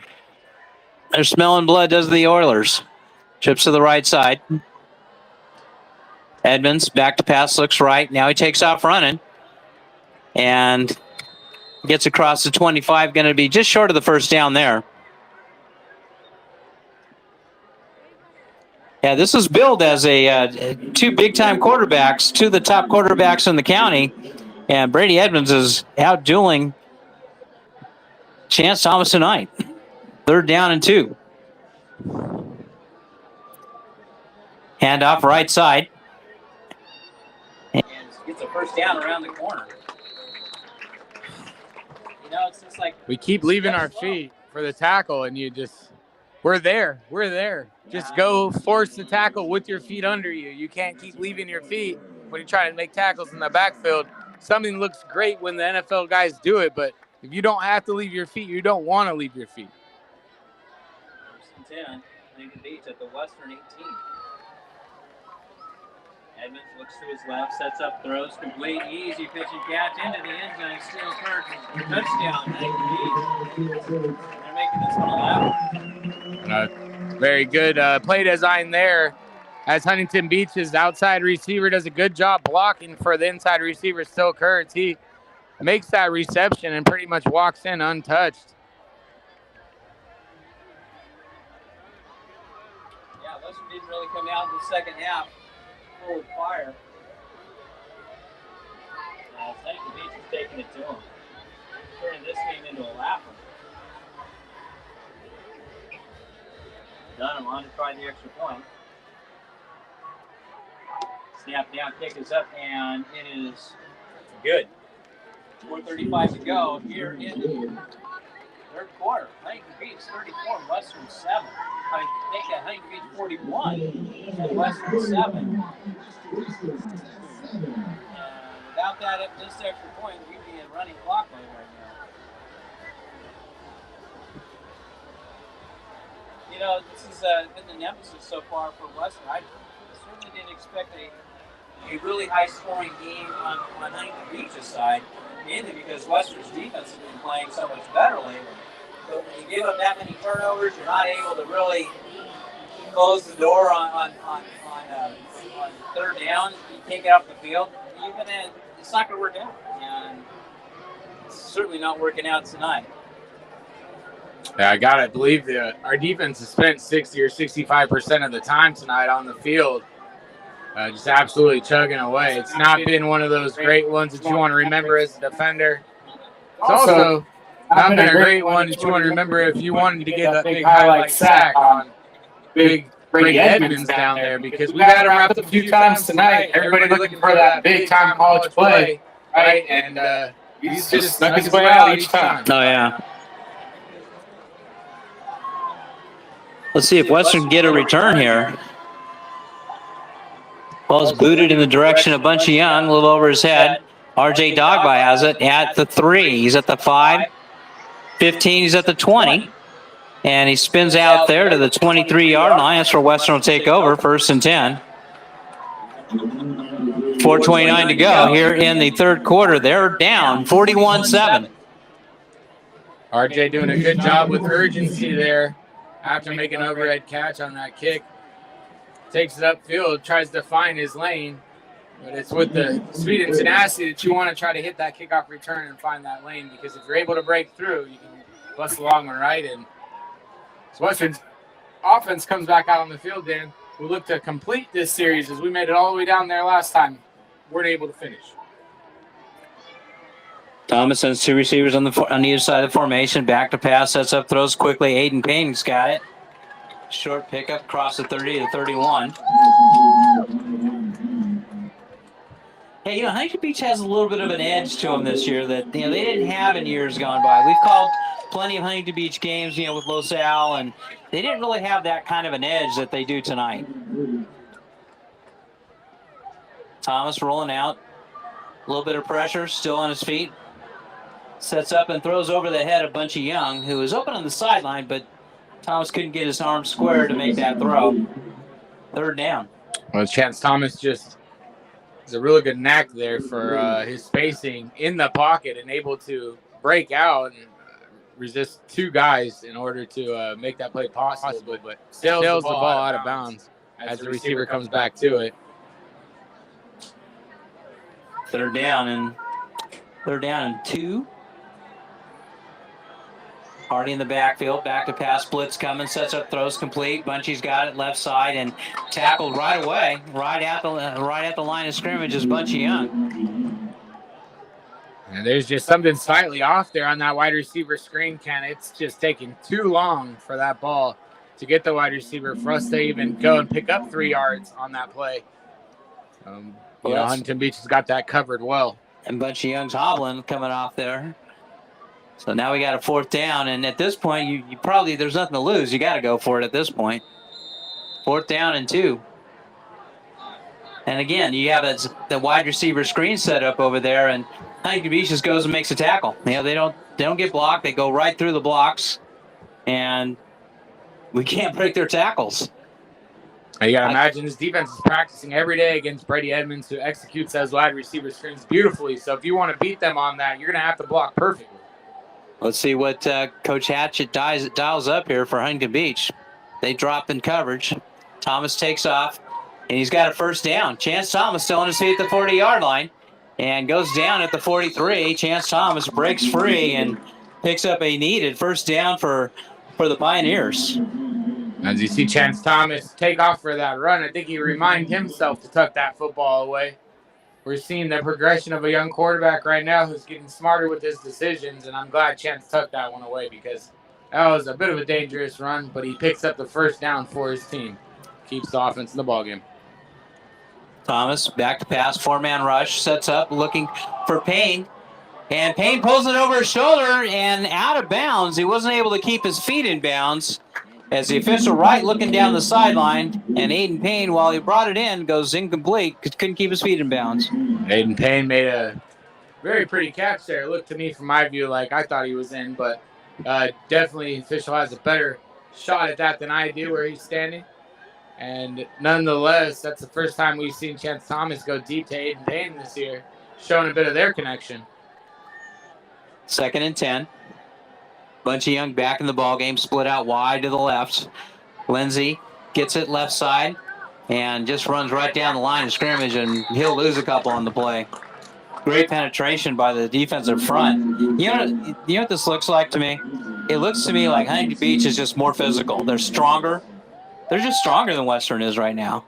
They're able to break, get through easily enough. Just playing with a lot of confidence with this size of a lead, Ken. You can't do any wrong on defense, right? No, You got your ears peeled back, and you're just playing fast right now because you have nothing really to worry about. This is when the defense is most dangerous. They're down in 12. Thomas back to pass, 3-man rush. Now he takes off running, breaks out to the left side. He's got to get across midfield, and he doesn't. He slows down and then just takes a big hit right at the 45-yard line. That'll bring up a 4th down and 7. In fact, Chance Thomas trying to make a last-minute stutter step to see if he could shake that defender and go pick up the 1st down himself, but didn't quite work out as the defender makes a big tackle on Chance Thomas, the quarterback. 4th down and 8 at the 45-yard line. Trips to the right side. Huntington Beach, they're just having fun with him up there on the line.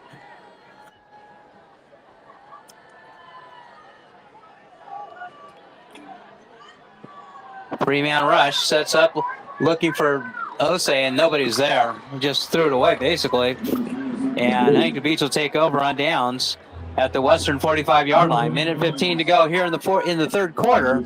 It's Huntington Beach 41 and Western 7. Western just struggling to glue it all together tonight, especially here in the second half. Yeah, I mean, that throw is, I don't know, it didn't set his feet. I mean, and it's only a 3-man rush, but they're bringing pressure they're able to get pressure with 3 people. That's not good.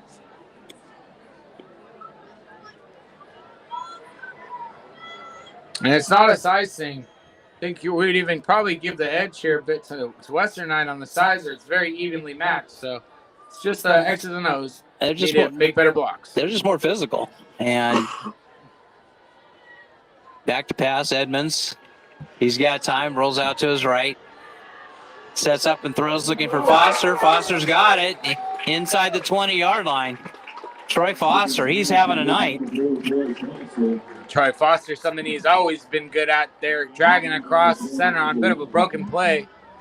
Him and his quarterback always on the same page. Foster comes up with the reception. Is tackled from behind by Elijah Washington. Huntington Beach quickly on the ball. They're out westerning Western. Villanueva keeps it left side. He goes. Spilled after a couple on that play. One of the things you'd never really confuse a Huntington Beach team with in the past was being physical. They just weren't a physical team. They were big, they were More fast, they finesse, had yeah. guys, but they were never physical. Tonight, they're physical. Yeah, I would say probably lacking a little bit in the size compared to other years, Kent, but more physical. Yeah, in those exactly. years. They've had more size before, a lot more size. But Brady was a freshman. Their team was huge. Yeah, but not physical. Yeah. Now they're physical. And that's probably the biggest compliment you can give to a football team. 2nd down and 9. Edmonds back to pass. He's got time, wide open. Touchdown. And you just got to look at how smooth that ball comes out, Ken. He just rifles it from the exact spot it's supposed to come from. He hits his receiver in stride on the post route, short post route, skinny post route. They're in the end zone, and Western is left just wondering, holy moly, what happened tonight? It's kind of like you get put in the washer, and you ain't going to come out until the rinse is fully completed. And this is one of those games that's going to expose to yourself a lot of things that you can work on to become a better player. There's snap, kick is up, and it sneaks on in. It's good. So 7 seconds to go here in the 3rd quarter. It's Huntington Beach 48 and Western 7. Wowzers. Ken, we're hearing that NFL had a delay tonight and is still playing their game as it comes down to the end of that game. Looks to be about 3 minutes left to go here in the 4th quarter. And the Eagles are up 24-20 with the Cowboys have the ball and looking to try to go down the field and score. So one of those blessed nights where we've got the opening night of the NFL and our 3rd game of this season in what is week 2 officially for Western. Well, it's our 3rd game. 3rd game, but week 2 officially. That's right. We start off in week 0. I'm not sure why they call it a week 0 anymore. And now there's the double 0. Yeah. Why don't they just call it week 1? Why 0? I don't know. Seems off to me.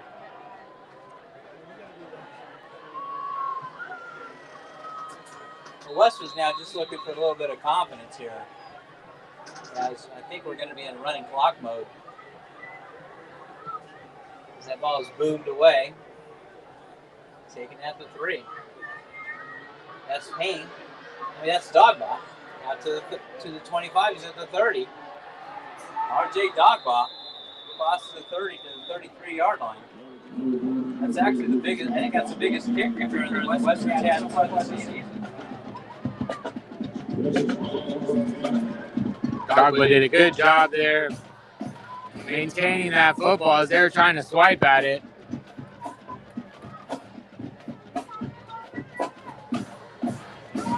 That'll be the end of 3. Score at the end of 3. Huntington Beach 48 and Western 7. I'm not sure what the takeaways would be. If you're Western, You throw this one away. you throw it away, but you got to look at a few things. You got to look at why is it that we couldn't tackle the way they tackle us? I mean, if you get down to the basics, that's it. Yeah, the turnovers you have, those are ones you can talk about those. Like, okay, we get it. Those happen.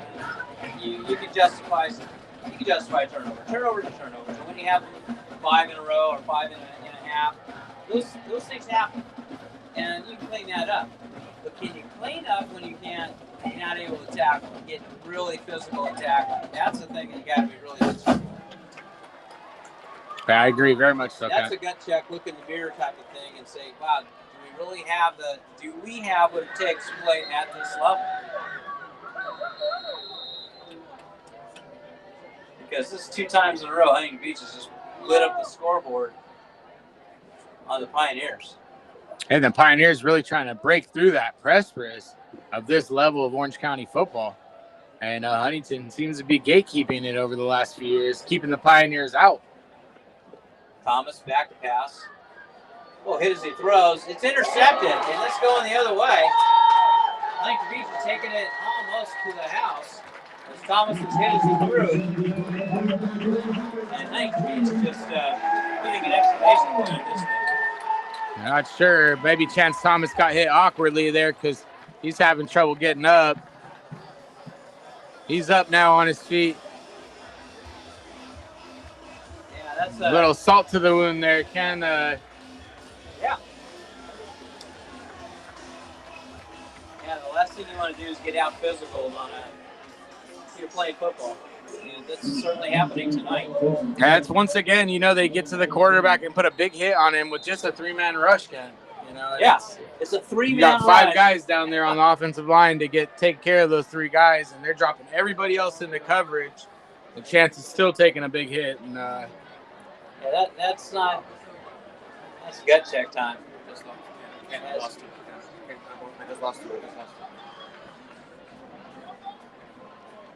And Huntington Beach lining up on offense.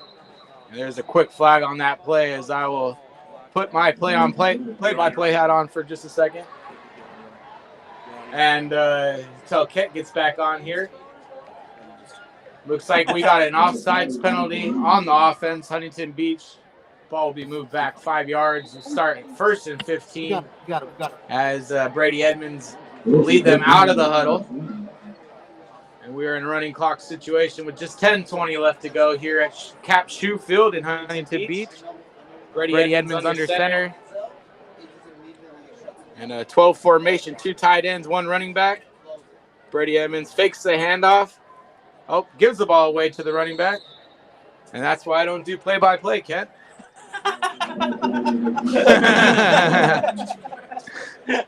Hey, man, I got jokes today. You guys can listen to me all day. I know we probably dwindled down to our last few real loyal followers, maybe our last 100 or 2.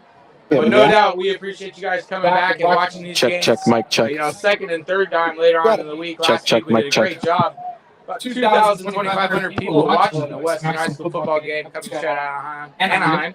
And going back into here, I'll let Kent call this play. Okay, 3rd down and 15. Edmonds. High snap over his head. He's going to run that one down and just fall on it back at the 40-yard line or near the 40-yard line. It's one of the very few miscues for Huntington Beach tonight. And Justin, you're pretty good on play-by-play there. Solid C+. Yeah, solid. Yeah, okay. Depends on what school you're at. Private or public. If Coach Bible's still listening in, he can tell us, or Coach Cobley. Coach Cobley's turned us off right now. Oh, man. Ken, that time, the first mistake, a long time there. The ice half over Brady Edmonds' head. One thing that just crossed my mind is Jacob Taylor's a real hitter, banger, tackler for Western. Listening to him tonight, I think it's hurt us a bit on defense. There's quite a bit. 3rd down and a mile. Edmonds turns handoff. And boy, Aiden Luna playing. There's some physicality right there by Western. But this is a case of too little, too late. As that clock's not stopping, we're at 8:20. You got 8 minutes, 20 seconds before we're headed to the parking lot. And Aiden Luna, one of those guys that everybody was highlighting to watch this year, has continued to up his game in football. One of the hardest working guys on the team. And his dad always doing a great job of getting Aiden's tape out there. Aiden really wanted to go play football at the next level, and we're starting to see his game come together where big tackles like that really show well on film, and the tenacity to do it when you're down, 41 points in the 4th quarter, and you're still having that motor as a linebacker at the end is huge. So good on Aiden, and shout out to the Luna family as Huntington Beach sets up for a punt here. Nunley standing at his 10-yard line. There's a good snap and booted away. Bounces and kind of takes the roll. Boy, Western's right down. They're paying a dumb. He doing a dumb thing down there. The ball's bouncing, and the last thing you want to do is be near it. And that's just poor. Again, special teams play. You got to call it as you see it, and I see it not too good. Now somebody's got to pull Elijah Washington to the side and explain to him that ball is taking weird bounces today, and we've already been hurt by the weird bounce of the ball and us going after things, and he's just lollygagging around the ball as it dies. Almost hits him in the foot. Absolutely. Another disaster for Western. It's like, dude, do you not care? Secondarily, the punt return guy's got to just wave his arms. Hey, fire, get away from me here. The ball's right here. Just get away. You got to be safe on that play if you're not going to catch the ball in there. Chance Thomas is able to get back. I think that's Chance. Yep, Chance able to make his way back into the lineup there. Let's see if Western can get into double digits. Three-man rush coming again. Quickly set up. Aiden Payne's got it. And again, Huntington Beach right on him for like a yard gain, and that's about it. There's just too much hesitation in that play for us to get that off successfully, Kent. Like chances sitting back there waiting for the timing of that play, giving it an extra second for his blocks to come out there and happen, and it's just not. The blocks are not happening consistently enough. We've got two DBs in the face of the receivers that catch the football. Thomas back to pass on second down. Payne's got it. First down, Slade's down. It takes a hard hit, but he's got a first down as the clock continues to march. 5:45 and counting here in the ball game. That's a big hit on that play by the junior quarterback, Dylan Cunningham, for Huntington Beach. Aiden Payne making a good catch for his team, but taking the harder part of that hit. Yeah, who would have thought it was going to be chilly? And I'm actually getting a little chilled out here. I should have listened to my wife and brought a coat. Thomas back to pass. Roll sets up and throws the ball's batted away and complete. But the clock continues to wind. Kent, you're pretty good at listening to Carmen, but every time you don't listen, you always end up in the wrong. I'm just going to let you know that, You always say something like that when you don't listen to her advice about the coat. Yeah, I know. It's just, what do you do? What do you do? Well, they say old dogs learn new tricks. Well, I haven't learned any new tricks. You would be warmer if you had your headphone muffins on tonight. Yeah, that's it. I blame the headphones. I blame talking into my phone. I blame Jalen Hurts for running 2 touchdowns in instead of Saquon Barkley. Lots of things going wrong tonight. Not a great night for football for my side. Thomas rolls out. He's going to take a big hit. He's sacked. And stand-up play there actually by the defender from Huntington Beach, number 22. That's Evan Scruggs, the defensive end, junior, 6'1". Had a chance to really power drive chance into the ground there, take a flag probably, but did the 5-8 cap a play there and didn't take him to the ground out of bounds in a play that really wouldn't have mattered.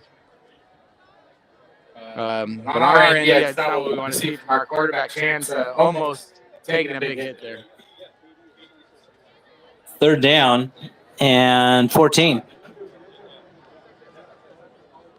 Clock's winding while the officials are talking it over with the sideline. I don't think Western's got a problem with that either. They're just looking to get back on the bus and head back to Western as well.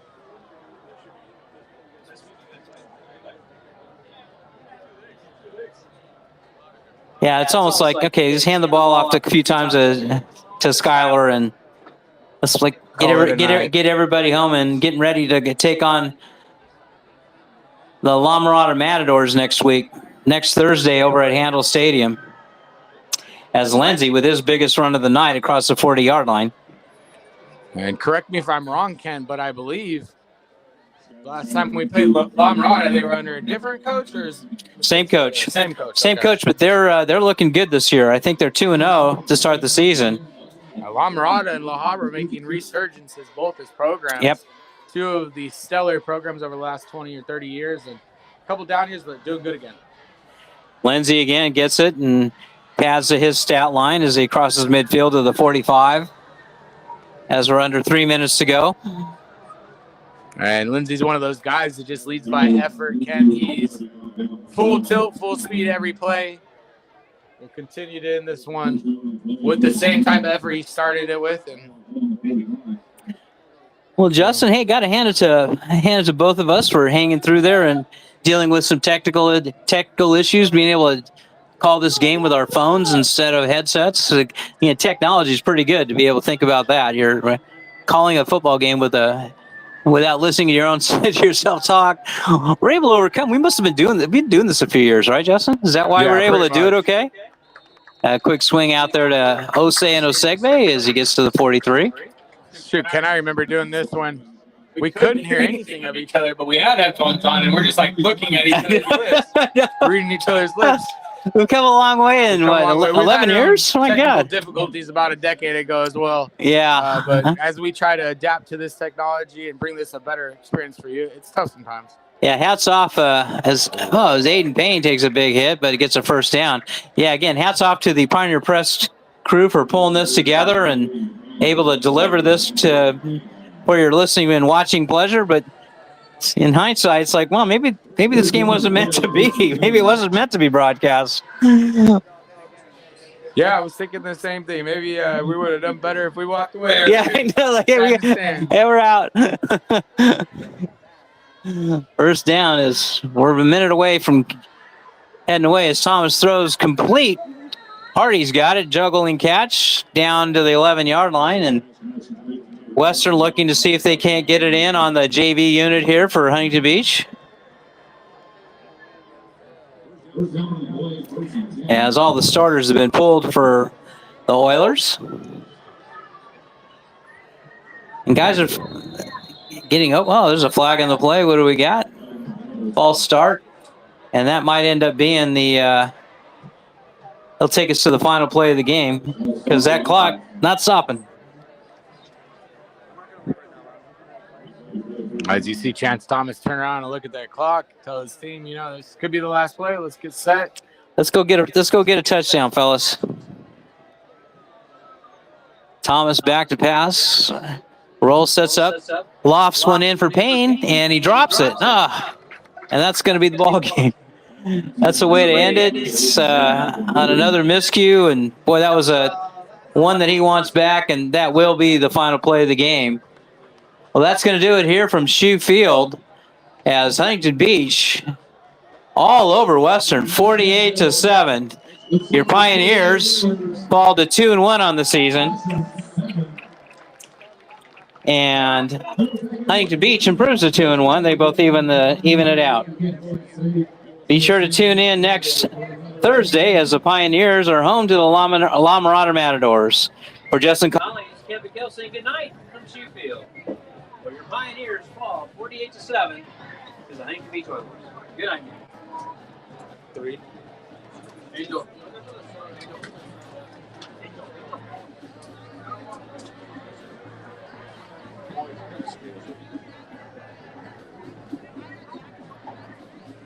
Hey guys, thank you. Good luck.